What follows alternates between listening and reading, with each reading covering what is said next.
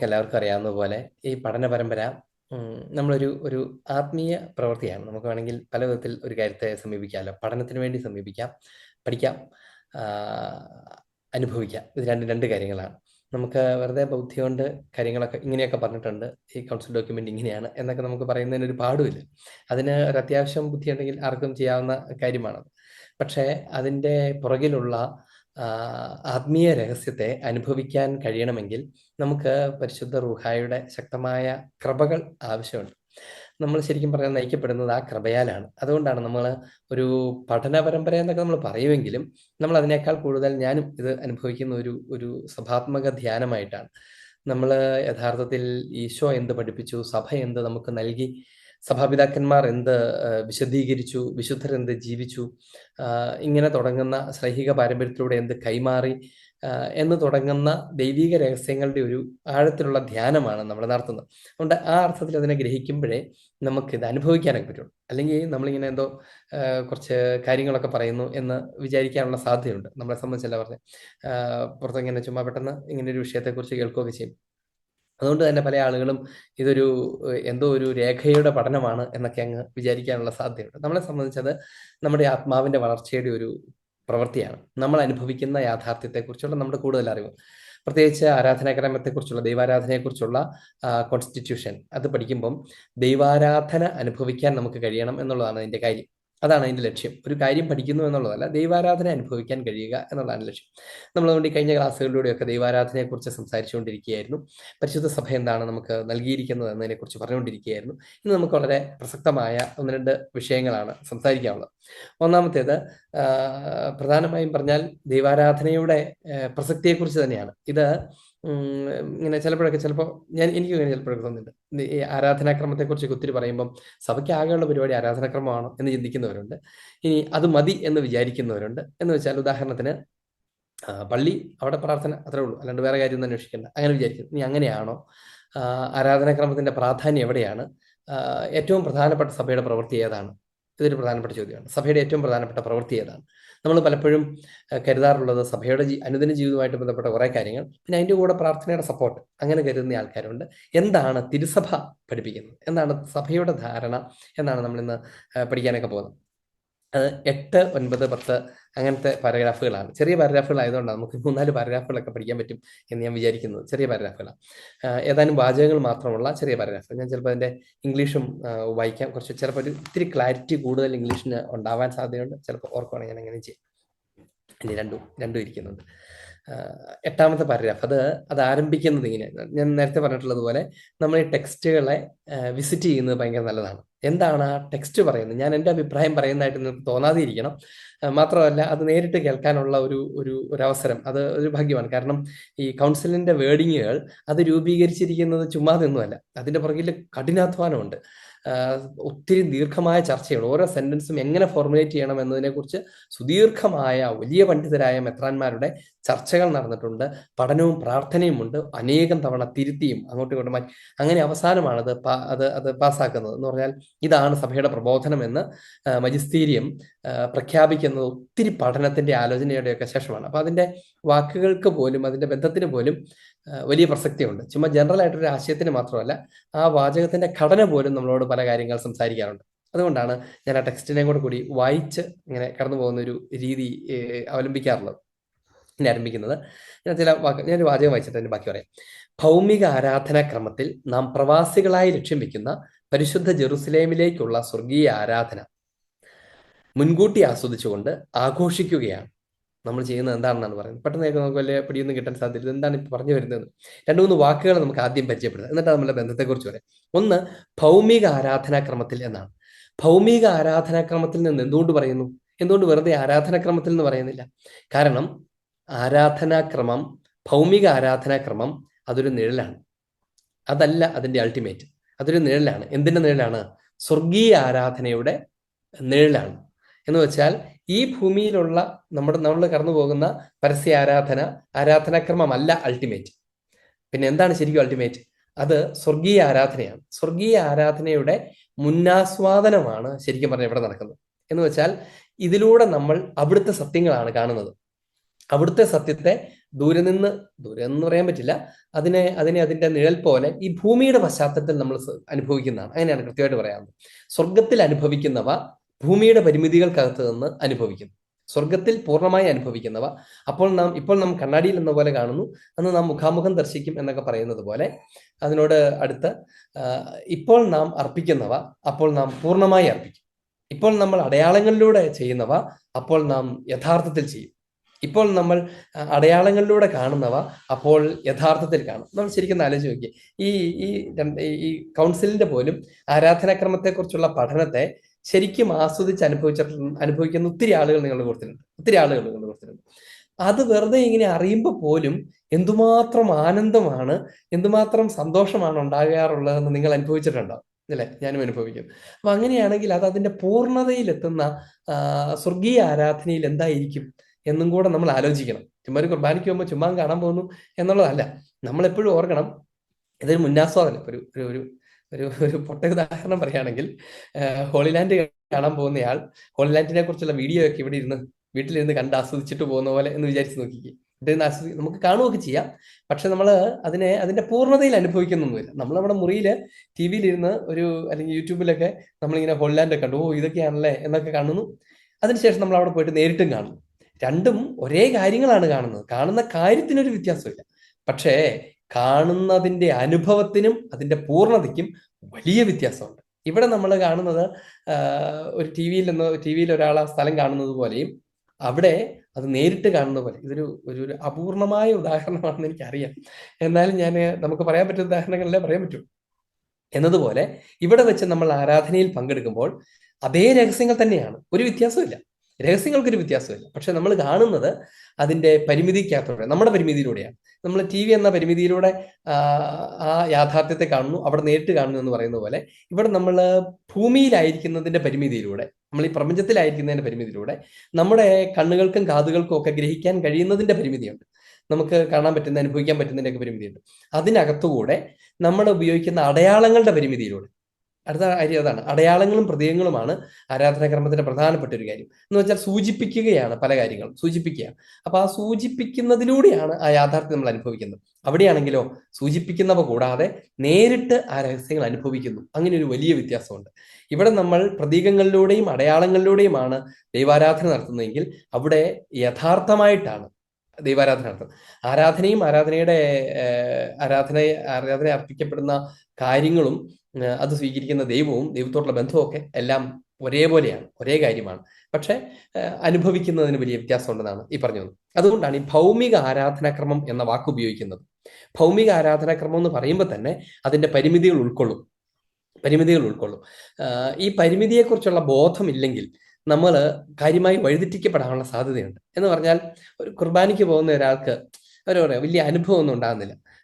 പല വിധത്തിൽ ആൾക്കാർ അങ്ങനെ പറയാറുണ്ട്, അനുഭവം ഉണ്ടാകുന്നില്ല എന്ന് പറഞ്ഞ് ഞാൻ ഇഷ്ടം പോലെ കേട്ടിട്ടുണ്ട്. എന്താ ഉദ്ദേശിക്കുന്നത് വെച്ചാല്, കുർബാനയ്ക്ക് പോകുന്നു, കുർബാനയിൽ എന്തോ നമ്മുടെ ഇങ്ങനെ കോരിത്തെരിപ്പൊന്നും അങ്ങനെയൊന്നും ഉണ്ടാകുന്നില്ല എന്നതിനെയാണ് പല ആളുകളും അനുഭവം ഉണ്ടായില്ല എന്ന് പറയുന്നത്. ആ അനുഭവമാണോ ഇതിന്റെ ആധാരം എന്ന് ചോദിച്ചാൽ അല്ല എന്നാണ് അതിന്റെ അർത്ഥം. ഇതിന്റെ അനുഭവം എന്ന് പറയുന്നത് സ്വർഗീയ രഹസ്യങ്ങൾ ആണവ എന്ന ആത്മാവിനുണ്ടാകുന്ന തിരിച്ചറിവാണ് ശരിക്കും പറഞ്ഞാൽ അതിന്റെ അനുഭവം. എനിവേ, അങ്ങനത്തെ ഒരു അനുഭവം ഒന്നും ഇങ്ങനെ ബാഹ്യമായ ഈ സെൻസ് ബേസ്ഡ് ആയിട്ടുള്ള അനുഭവം ഒന്നും ഉണ്ടാകുന്നില്ല എന്നൊക്കെ ചില ആളുകൾ പറയുകയൊക്കെ ചെയ്യും. ഇനി ഒരു സാധാരണ ദേവാലയത്തിൽ, ഒരു കുഞ്ഞൊരു പള്ളിയിൽ കുർബാനയിൽ പങ്കെടുക്കുമെന്ന് വിചാരിച്ചു. ചിലപ്പോൾ നമുക്ക് അയ്യോ ഇതൊക്കെ ഉള്ളോ, ഒരു ഒരു ഒരു ചെറിയൊരു മേശ, പിന്നെ ഒരച്ഛൻ, എങ്ങനെയൊക്കെ ഇത്രയൊക്കെ ഉള്ളോ എന്ന് തെറ്റിദ്ധരിക്കാനുള്ള വലിയ സാധ്യതയുണ്ട്. അങ്ങനെ തെറ്റിദ്ധരിക്കാനുള്ള സാധ്യതയുണ്ട്. അതുകൊണ്ടാണ് ശരിക്കും പറഞ്ഞാൽ ഈ ദേവാലയ നിർമ്മിതിയെക്കുറിച്ചൊക്കെ പറയുമ്പം നമുക്കുണ്ടാകേണ്ട ഒരു ബോധ്യമാണ്. ഞാൻ നേരത്തെ ഇവിടെ പറഞ്ഞിട്ടുണ്ടെന്ന് എനിക്ക് തോന്നുന്നു.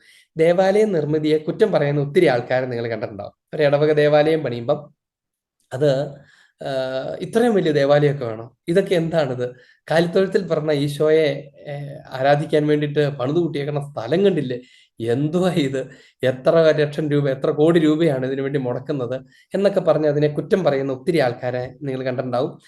ഞാൻ ഇഷ്ടം പോലെ കണ്ടിട്ടുണ്ട്. എനിക്കത് കേൾക്കുമ്പോൾ ഭയങ്കര സങ്കടമാണ് തോന്നുന്നത്. സങ്കടം എന്ന് പറഞ്ഞാൽ അത് അറിവില്ലായ്മയെക്കുറിച്ച് ഓർത്തുള്ള സങ്കടം കൊണ്ടാണ്. എന്തുകൊണ്ടാണ് അങ്ങനെ പറഞ്ഞതെന്ന് ചോദിച്ചാൽ, എന്താണ് ഒരു ദേവാലയം? ദേവാലയം ഒരു പ്രതീകമാണ്. ശരിക്കും പറഞ്ഞാൽ സ്വർഗീയ ജെറുസലേമിന്റെ, സ്വർഗത്തിന്റെ പ്രതീകമാണ്. സ്വർഗത്തിന്റെ പ്രതീകം നമ്മൾ പണിയുമ്പോൾ അതിനോട് ശകലമെങ്കിലും സാമ്യം വേണ്ടേ, അല്ലേ? സ്വർഗത്തിന്റെ സാദൃശ്യം നമ്മൾ പണിയുമ്പോൾ സ്വർഗത്തിനോട് അല്പമെങ്കിലും സാദൃശ്യം ഉണ്ടാകണ്ടേ. എന്ന് വെച്ചാൽ നമുക്കിവിടെ എന്തുമാത്രം മനോഹരമാക്കാൻ പറ്റുമോ ആ മനോഹാരിത അതിന് കൊടുക്കണ്ടേ. ഇനി വെറുതെ ചുമ്മാ കുറച്ച് പണം വാരി എറിയുക എന്നുള്ളതല്ല. പ്രത്യേകിച്ച് ഇപ്പോൾ ഉദാഹരണത്തിന് ഈ ലത്തീൻ ദേവാലയങ്ങളൊക്കെ ഗോഥിക് ആർക്കിടെക്ചറിലാണ് പണിയുന്നത്, ഗോഥിക് സ്ട്രക്ചർ. അതങ്ങനെ ഒരു സ്ട്രക്ചറാണ്, ദേവാലയ ഘടനയാണ്, ഒരു ദേവാലയ നിർമ്മാണ രീതിയാണ്. ഇതെന്തുകൊണ്ട് അങ്ങനെ ഉപയോഗിക്കുന്നതെന്ന് ചോദിച്ചാൽ അതിനൊരു തിയോളജി ഉണ്ട്, അതിനൊരു പ്രാർത്ഥനാനുഭവം ഉണ്ട്. ആ ഗോഥിക് സ്ട്രക്ചറിന് തന്നെ, ദേവാലയ ഘടനയ്ക്ക് തന്നെ ഒരു പ്രാർത്ഥനാനുഭവം ഉണ്ട്. അതിങ്ങനെ ഇങ്ങനെയാണ് അതിൻ്റെ എല്ലാ ഘടകങ്ങളും വരുന്നത്. എന്ന് വെച്ചാൽ നമ്മളിങ്ങനെ നോക്കിയാൽ നമ്മളെ അത് മുകളിലേക്ക് സൂചിപ്പിക്കും. ഇങ്ങനെ പോയിട്ട് നിങ്ങൾ ആ ഗോഥിക് അല്ലെങ്കിൽ എന്താ പറയുക, ലത്തീൻ പഴയ ലത്തീൻ ദേവാലയങ്ങളുടെയൊക്കെ, പുതിയതും പലതും അങ്ങനെ പണിയാറെന്ന് എനിക്ക് തോന്നുന്നു, ദേവാലയങ്ങളുടെയൊക്കെ കവാടങ്ങളൊക്കെ നോക്കിയോ, അതിൻ്റെ എല്ലാ സ്ട്രക്ചറുകളും ഇങ്ങനെ പോയിട്ട് മുകളോശം ഇങ്ങനെ പൂർത്തിരിക്കും. എന്ന് വെച്ചാൽ അത് മുകളിലേക്ക് വിരൽ ചൂണ്ടുവാണ്, മുകളിലേക്ക് സൂചിപ്പിക്കുകയാണ്, സ്വർഗത്തിലേക്ക് വിരൽ ചൂണ്ടുക. ഇനി അകത്ത് കയറിയാലോ, അകത്ത് കയറിയാൽ ഇങ്ങനെ ഉയർന്ന് വലിയ ഉയരത്തിലേക്ക് പോയിട്ട് ഇങ്ങനെ നിൽക്കും. അപ്പൊ അതിനകത്ത് കയറിയിട്ട് ഇങ്ങനെ മുകളിലേക്ക് നോക്കുന്ന ഒരാൾക്ക് ഈ വൗ ഫീലിംഗ് ഉണ്ടാകും എന്നാണ്. എന്ന് വെച്ചാൽ ഹൗ എന്താ ഇത് എന്നൊരു അനുഭവം ഉണ്ടാവും. അത് ആ ആളെ സ്വർഗത്തിന്റെ വലിയ മഹത്വത്തെക്കുറിച്ച് അല്പമായിട്ടെങ്കിലും ഓർമ്മിപ്പിക്കും. ഞാനിത് ഞാൻ പാതിരപ്പിയോയുടെ ദേവാലയം, പാതിരപ്പിയോയുടെ ശരീരം വെച്ചിരിക്കുന്ന ദേവാലയത്തിൽ കുറെ നാൾ ഞാൻ അവിടെ താമസിച്ചിട്ടുണ്ട്, അവിടെ സംസാരിപ്പിക്കാനൊക്കെ ആയിട്ട്. അപ്പൊ അതിന്റെ ഒരു പ്രത്യേകത എന്താണെന്ന് വെച്ചാൽ ഈ ദേവാലയം ഭയങ്കര കോസ്റ്റ്ലിയാണ്. നമുക്ക് ചിന്തിക്കാൻ കഴിയുന്നതിനേക്കാൾ ചെലവേറിയ ഒരു ദേവാലയമാണ്. അതിന്റെ മുകളിൽ തന്നെ 25 കിലോ സ്വർണം പൂശിയിട്ടുണ്ട്. അതിന്റെ മച്ചിൽ മാത്രം ഇങ്ങനെ സ്വർണം പൂശി, അത്രയ്ക്ക് എന്താ പറയാ, നമ്മൾ ഇന്നത്തെ ടൈംസിലൊക്കെ ആളുകൾ പറയുന്നത് ഭയങ്കര ആഡംബരമാണ്. അവിടെ ആർക്കിടെക്ചർ, ഈ ഡിസൈനൊക്കെ, ചിപ്പ് വർക്കുകളൊക്കെ ചെയ്തിരിക്കുന്നത് ഹൈലി പെയ്ഡ് ആയിട്ടുള്ള വളരെ ലോകപ്രശസ്തനായ ഒരു മനുഷ്യനാണ്, ഭയങ്കര കോസ്റ്റ്ലി ആയിട്ടുള്ള. അപ്പൊ ഇത് കാണുന്ന ഒരാൾ, എന്നിട്ട് ലൈറ്റൊക്കെ അങ്ങ് ഇട്ടാണ്ടല്ലോ നമ്മൾ വേറെ എവിടെ കണ്ടുപോയി നിൽക്കുന്ന പോലെ നമുക്ക് തോന്നും. അങ്ങനെയാണ് ഇതിരിക്കുന്നത്. അപ്പം ഞങ്ങളെ സംസാരിപ്പിക്കാനിരിക്കുമ്പോൾ ഒത്തിരി ആൾക്കാർ വന്നിട്ട് ഞങ്ങളോട് പറയും, എന്തായി കാണിച്ചു വെച്ചേക്കുന്നത്? അവിടുത്തെ സാധാരണ ഇങ്ങനെ കാണാൻ വരുന്ന ആളുകൾ എന്തായി കാണിച്ചു വെച്ചേക്കുന്നത്? ആ ദാരിദ്ര്യത്തിൽ ജീവിച്ച പാതിരപ്പിയോയുടെ വീടാണോ, അവരുടെ കല്ലറയാണോ നിങ്ങൾ ഈ കാണിച്ചു വെച്ചേക്കുന്നത് എന്നൊക്കെ ഞങ്ങളോട് ചോദിക്കാം. ഒരു ദിവസം ഞാൻ അവിടുത്തെ സുപ്പീരിയറോട്, അവിടുത്തെ ഹൗസിന്റെ മറാധിപനുണ്ട്, അപ്പൊ അദ്ദേഹത്തോട് ഞാനിങ്ങനെ പതുക്കെ ഇങ്ങനെ ഭക്ഷണം കഴിച്ചുകൊണ്ടിരുന്ന സമയത്ത് ചോദിച്ചു, അങ്ങ് കേട്ടിട്ടുണ്ടാവുമായിരിക്കും ചിലപ്പോൾ പല പ്രാവശ്യം, ആളുകളൊക്കെ ഇങ്ങനെ പറയാറുണ്ട്, എന്താണ് ഇങ്ങനെ ചെയ്തിരിക്കുന്നത്? ദാരിദ്ര്യത്തിൽ ജീവിച്ച പാതിരപ്പയുടെ ഭവനത്തിന്റെ കല്ലറയെ, അതിന്റെ ചാപ്പലിനെ ഇതുപോലെ പോഷാക്കി ഇങ്ങനെ പണിതിരിക്കുന്നത് എന്തുകൊണ്ടാണ് എന്ന ആളുകളൊക്കെ ചോദിക്കുന്നില്ലേ എന്ന് ഞാൻ ചോദിച്ചു. അപ്പൊ അദ്ദേഹം പറഞ്ഞു, തീർച്ചയായിട്ടും ചോദിക്കുന്നുണ്ട്, അച്ഛനും കേട്ടിട്ടുണ്ടോ, ഞാനും കേട്ടിട്ടുണ്ടത് എന്ന് പറഞ്ഞു. അപ്പൊ ഞാൻ ചോദിച്ചാൽ എന്താ അങ്ങനെ എന്ന് ചോദിച്ചു. അപ്പൊ അദ്ദേഹം എന്നോട് പറഞ്ഞ കാര്യം വളരെ വളരെ വളരെ മീനിങ് ആയിട്ട് എനിക്ക് ഫീൽ ചെയ്തു. അദ്ദേഹം എന്നോട് പറഞ്ഞ കാര്യം ഇങ്ങനെയാണ്, അച്ഛൻ പറഞ്ഞത്, അവർ പറയുന്നത് ശരിയാണ്. പാതിരപ്പിയോ വലിയ ദാരിദ്ര്യത്തിലാണ് ജീവിച്ചത്. ആ ഹൗസിൽ തന്നെയാണല്ലോ നമ്മളിപ്പോൾ ജീവിക്കുന്നത്. പറഞ്ഞാൽ ഞാൻ പാതിരപ്പിയുടെ തൊട്ടിപ്പുറത്തെ മുറിയിലാണ്, താമസിച്ച മുറിയിലാണ് എനിക്ക് മുറി കിട്ടിയത്. ഒരു 10 പോലത്തെ മുറികളാണ്, ഇങ്ങനെ വലിയ കട്ടിയുള്ള പണിതിട്ട് ഇങ്ങനെ കുഞ്ഞു കുടുസ് മുറികളാണ്, വളരെ ചെറിയ പഴയ ആശ്രമം, അവരുടെ ഫ്രാൻസിസ്കൻ സ്പിരിച്വാലിറ്റി ഉള്ള ചെറിയ ആശ്രമമാണ്. ആശ്രമം ചെറിയ ചെറിയ മുറികളാണ്. നമുക്കൊന്ന് ഒരു കട്ടിലിടാനും ഒരു കുഞ്ഞു മേശ ഇടാനും ഒക്കെ ഉള്ള സ്ഥലം അതിനകത്തുള്ളൂ. അതിനകത്താണ് പാതിരപ്പിയോ ജീവിച്ചിട്ടുള്ളത്. നമ്മൾ ജീവിക്കുന്നത് അതിനകത്താണ്. അതൊക്കെ ശരിയാണ്. പാതിരപ്പിയോ വലിയ ദാരിദ്ര്യത്തിലാണ് കടന്നുപോയത്. പാതിരപ്പിയോ ഈ പ്രപഞ്ചത്തിന്റെ ഇതിന്റെ സൗഭാഗ്യങ്ങളൊന്നും ആസ്വദിച്ചും അങ്ങനെയൊന്നും അല്ല കടന്നുപോയത്. നല്ല ദാരിദ്ര്യത്തിലാണ് പാതിരപ്പിയോ ജീവിച്ചത്. എന്നിട്ട് അദ്ദേഹം നിർത്തിയിട്ടിനോട് ചോദിച്ചു, പക്ഷെ ആ പാതിരപ്പിയോ ഇപ്പോഴെവിടെയാണ്? ഞാൻ പറഞ്ഞു, സ്വർഗത്തിൽ. പാതിരപ്പിയോ സ്വർഗത്തിലാണ്. പാതിരപ്പിയോ അങ്ങനെ ജീവിച്ച പാതിരപ്പിയോ ഇപ്പോൾ സ്വർഗത്തിലായതുകൊണ്ട് ആ പാതിരപ്പിയെ കാണാൻ വരുന്നവർ, മരണശേഷമുള്ള പാതിരപ്പിയെ കാണാൻ വരുന്നവർ ആ സ്വർഗത്തിലാണ് പാതിരപ്പിയെ എന്ന് ഓർക്കണം. അതിനുവേണ്ടിയാണ് ഞങ്ങൾ അങ്ങനെ പറഞ്ഞിരിക്കുന്നത്. പാതിരപ്പിയോ പണ്ടത്തെ ആ ദാരിദ്ര്യത്തിലല്ല, പാതിരപ്പിയോ ഇപ്പോൾ സ്വർഗത്തിലാണ്. അപ്പൊ ഞങ്ങൾക്ക് അതിനെ ഒരു സ്വർഗത്തിന്റെ ഒരു ചെറിയ ഷേപ്പെങ്കിലും ആളുകൾക്ക് തോന്നിപ്പിക്കാവുന്ന പോലെ ആക്കാൻ പറ്റുന്നിടത്തോളം ഞങ്ങൾ ചെയ്തു.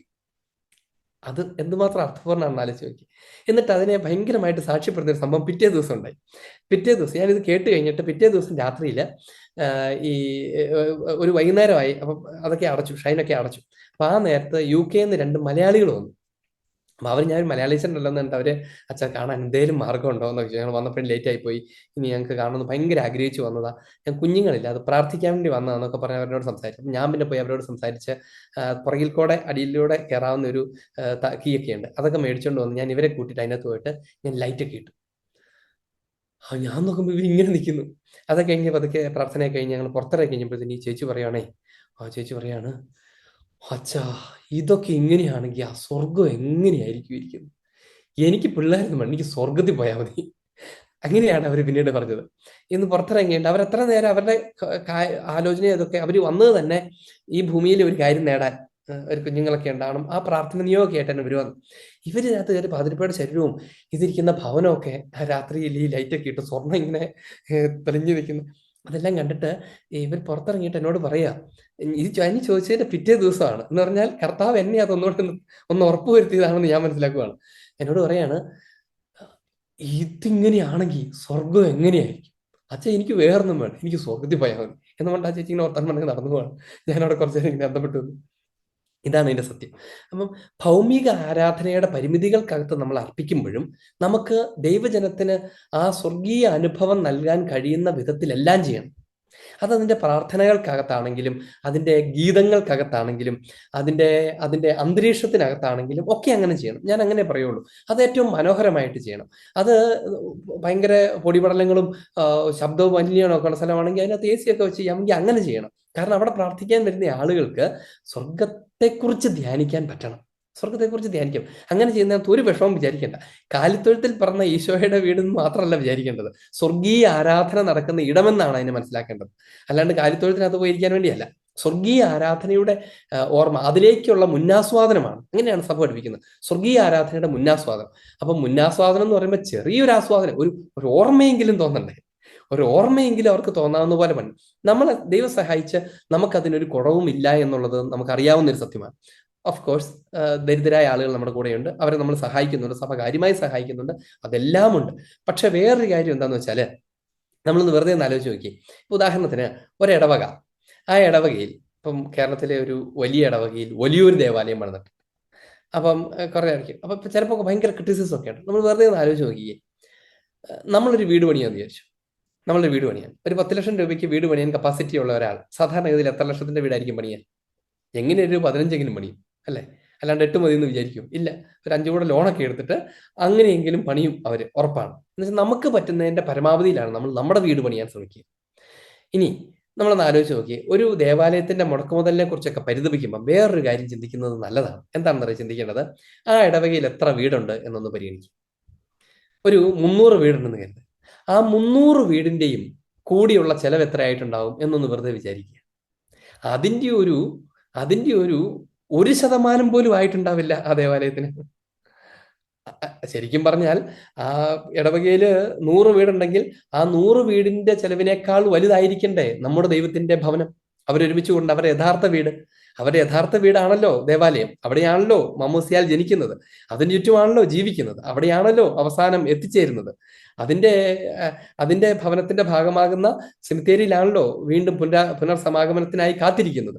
അപ്പോൾ നമ്മൾ താൽക്കാലികമായി മരിച്ചിടക്കിന്റെ പ്രാർത്ഥന ആണ്, ശ്രദ്ധിച്ചിട്ടില്ലേ? വിടവാങ്ങുന്നതിനുള്ള പാട്ട് കേട്ട് നോക്കിക്കേ. വിടവാങ്ങുന്നേൻ നശ്വരമുലകിൽ വിടുതി എനിക്കായി നൽകിയ വസതി. വെച്ചാൽ ഈ നശ്വരമായ ലോകത്ത് താൽക്കാലിക വാസം തന്ന ഭവനമേ ഞാൻ നിന്നോട് യാത്ര പറയുന്നു എന്നാണ്. എന്നിട്ട് എങ്ങടാ പോണത്? നിത്യഭവനത്തിലേക്കാണ് പോകുന്നത്. നിത്യഭവനത്തിലേക്കാണ് പോകുന്നത്, യഥാർത്ഥ ഭവനത്തിൽ. അതിനെ സൂചിപ്പിക്കുന്ന ഇടമാണ് ദേവാലയം. അപ്പൊ നോക്കിയാൽ നമ്മൾ നിത്യം ജീവിക്കേണ്ട, നമ്മൾ ജനിച്ച, നമ്മൾ വളരുന്ന, ആത്മീയമായി പരിപോഷിപ്പിക്കപ്പെട്ട, വിശ്വാസ പരിശീലനം നേടുന്ന, നമ്മുടെ കുഞ്ഞുങ്ങൾക്ക് വിശ്വാസ പരിശീലനം നേടുന്ന, നമ്മൾ ആത്മീയമായി പരിപോഷിപ്പിക്കപ്പെടുന്ന, കൂദാശകൾ സ്വീകരിക്കുന്ന, നമ്മുടെ ജീവിതത്തിന്റെ കേന്ദ്രമായ കുടുംബം സ്ഥാപിക്കപ്പെടുന്ന, പൗരോഹിത്യം സ്വീകരിക്കപ്പെടുന്ന, മരിച്ചാൽ വീട്ടിലാരും വെച്ചേക്കാറില്ല, നമ്മളെ അങ്ങോട്ട് തന്നെ കൊണ്ടുപോകും.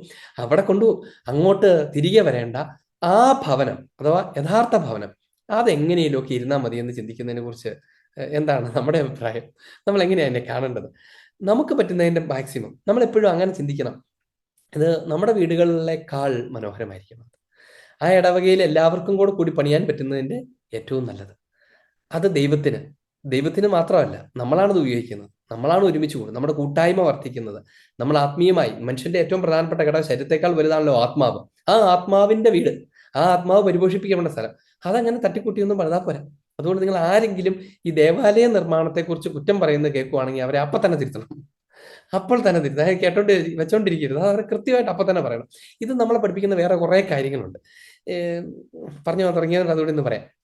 ഉദാഹരണത്തിന് ചില ആളുകളൊക്കെ പറയാണ്ട് യൂറോപ്പിലെ ദേവാലയങ്ങൾ, യൂറോപ്പിലൊക്കെ ഇങ്ങനെ വലിയ മുട്ടൻ ദേവാലയങ്ങൾ ഒരു കാലത്ത് പണിതിട്ടിട്ട് ഇപ്പൊ കണ്ടോ ആരും ഇല്ലാതായി, അതൊക്കെ വിൽക്കുന്നു, അത് ഹോട്ടലാക്കുന്നു എന്നൊക്കെ പറഞ്ഞ് പരിതപിക്കുന്ന ഒത്തിരി ആൾക്കാരാണ്.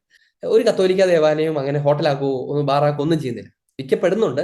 യു കെയിലൊക്കെ ആണെങ്കിൽ ആംഗ്ലിക്കൻ ദേവാലയങ്ങളൊക്കെ വിൽക്കപ്പെടുകയൊക്കെ ചെയ്യുന്നുണ്ട്. എന്നല്ലാതെ കത്തോലിക്ക ദേവാലയങ്ങൾ പൊതുവിൽ അങ്ങനെ റയറസ്റ്റ് ആയിട്ടാണ് എപ്പോഴെങ്കിലും ഒക്കെ വിൽക്കപ്പെടുക. എല്ലാ സ്ഥലത്തും പരിശുദ്ധ കുർബാന നടക്കണം. ആളുകളുടെ എണ്ണത്തിൽ ചിലപ്പോൾ കുറച്ച് കുറവൊക്കെയാണ്, പക്ഷെ അതുപോലും നമ്മുടെ പോപ്പുലേഷനുമായിട്ട് കണക്കാക്കി കഴിഞ്ഞാൽ അതിനേക്കാൾ ഒത്തിരി കൂടുതലാണ്. റോമിലൊക്കെ ആണെങ്കിൽ റോമിൽ മാത്രം എത്ര ആയിരം ബസിലിക്കകളുണ്ട്.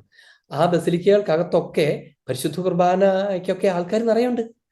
എല്ലാ സ്ഥലങ്ങളിലൂടെയും അങ്ങനെയുണ്ട്. യൂറോപ്പിലൊക്കെ അങ്ങനെയുണ്ട്. അതുകൊണ്ട് ഈ പറഞ്ഞു കേൾക്കുന്നത് നിങ്ങൾക്ക് അറിയാമല്ലോ, അവിടെ പോയിട്ടുള്ളവർക്കൊക്കെ അറിയാം. അത് അത്ര ശരിയൊന്നുമല്ല, എല്ലാം അടച്ചു പൂട്ടി പോകാന്നു അങ്ങനെയൊന്നുമല്ല. ഇനി മറ്റൊരു കാര്യം എന്താണെന്നറിയാമോ, അന്ന് പണിതേക്കണ ദേവാലയങ്ങൾ നമുക്കൊന്നും ചിന്തിക്കാൻ പറ്റാത്തതുപോലത്തെ ദേവാലയങ്ങളാണ്. എന്ന് വെച്ചാൽ അതിന്റെ കൊത്തുപണികൾ കൊണ്ടും അതിന്റെ ചെലവ് കൊണ്ടും ഒക്കെ. അപ്പൊ നമ്മൾ ഓർക്കും ഇവർക്ക് തന്നെ വേറെ പണിയൊന്നും ഇല്ലായിരുന്നു, ചുമ്മാ വെറുതെ കാശ് അത് വെച്ചങ്ങ് പണിയിപ്പിച്ചേക്കുമായിരുന്നു എന്നൊക്കെ ആളുകൾ പറയാറുണ്ട്. എന്നിട്ട് ഇപ്പൊ പറയും കണ്ടോ അന്നൊക്കെ പണിതിട്ട് ഇപ്പൊ എന്തായി എന്നൊക്കെയാണ് പലപ്പോഴും ഈ ഒരു ധാരണയില്ലാത്ത ആളുകൾ ചോദിക്കുന്നത്. ഇതിന്റെ സത്യം എന്നാണെന്നറിയോ, ഇത് പണിത കാലഘട്ടം അതായത് നൂറ്റാണ്ടുകൾക്ക് മുൻപാണ് ഈ ദേവാലയങ്ങളെല്ലാം. ഇപ്പൊ റോമിലൊക്കെ ആണെങ്കിൽ എന്തോരം ദേവാലയങ്ങളെന്നറിയും. യൂറോപ്പിൽ മൊത്തം അടുത്തടുത്തടുത്ത് ദേവാലയങ്ങളുണ്ട്. ഈ ദേവാലയങ്ങളെല്ലാം പണിതത് ഇവർക്ക് ഇങ്ങനെ കാശ് പെട്ടിക്കകത്ത് ഇങ്ങനെ നിറഞ്ഞു പൂത്തിരുന്നിട്ടൊന്നും അല്ല. ഇതിനകത്ത് സംഭാവന ചെയ്തിട്ടുള്ള വലിയ പ്രഭുക്കന്മാരുണ്ട്, സാധാരണക്കാരുണ്ട്. ഇവരെല്ലാം ചേർന്നിട്ട് പണിതാണ്. അവരെന്താ വിചാരിച്ചെന്നറിയോ, ദൈവത്തിന് ഏറ്റവും മനോഹരമായത് ഞങ്ങളുടെ നാട്ടിലെ ഞങ്ങളുടെ ഇടവക ദേവാലയം അതിങ്ങനെ ഉയർന്നു നിൽക്കണം. കാരണം ഞങ്ങൾ ഞങ്ങളുടെ ദൈവത്തിന് എന്തോരം വില കൊടുക്കണമെന്ന് എല്ലാവരും കാണട്ടെ. അങ്ങനല്ലേ? ഇപ്പൊ നമ്മുടെ കൊച്ചിന്റെ കല്യാണം നടക്കുവാണ്. ആ കൊച്ചിന് എന്തോരം വില കൊടുക്കുന്നതെന്ന് കാണിക്കാൻ മാതാപിതാക്കൾ എന്ത് ചെയ്യും? അവർക്ക് കൊടുക്കാവുന്ന ഏറ്റവും നല്ലത് കൊടുത്ത് നല്ല ഉടുപ്പൊക്കെ ഇടിപ്പിച്ച് നല്ല ആഭരണമൊക്കെ ഇടിപ്പിച്ച് അത് നമ്മളൊരാൾക്ക് കൊടുക്കുന്ന വിലയുടെ ഭാഗമാണ്. നമ്മുടെ വീട്ടിലേക്ക് ഒരു വലിയ ആൾ വരുന്നു. ആ ആളെ നമ്മൾ എങ്ങനെയായിരിക്കും ആൾക്ക് വേണ്ടി എങ്ങനെയായിരിക്കും ഒരുക്കുന്നത്? ഏറ്റവും വിലയുള്ള കപ്പും സോസറൊക്കെ വെച്ച് അങ്ങനെയല്ലേ ഒരുക്കുക. അപ്പോൾ ഏറ്റവും വിലയുള്ള ദൈവത്തിന്റെ ഭവനത്തെ ഏറ്റവും മനോഹരമായി പണിയണമെന്ന് അവർ ആഗ്രഹിച്ചു. അല്ലാണ്ട് അവർക്ക് വെറുതെ പൈസ ഉണ്ടായിട്ടില്ല. പൈസ കൊണ്ട് എന്തെല്ലാം ചെയ്യാം അല്ലെ? അവര് പണിതത് വലിയ വീടുകളല്ലല്ലോ, അവര് പണിതത് വലിയ ദേവാലയങ്ങളാണ്. എന്തായിരിക്കും അതിന്റെ കാരണം എന്ന് ആലോചിച്ച് നോക്കണം. അവരുടെ ഇല്ലായ്മയിൽ നിന്നും ഉള്ളതിൽ നിന്നും കൊടുത്താണ് അവർ ആ ദേവാലയങ്ങൾ പണിതത്. എന്നിട്ട് നമ്മളിപ്പോ പറയും അതൊക്കെ പാഴായിപ്പോയി. പക്ഷെ അതിനകത്തുള്ള കാര്യം എന്നാന്ന് അറിയണം.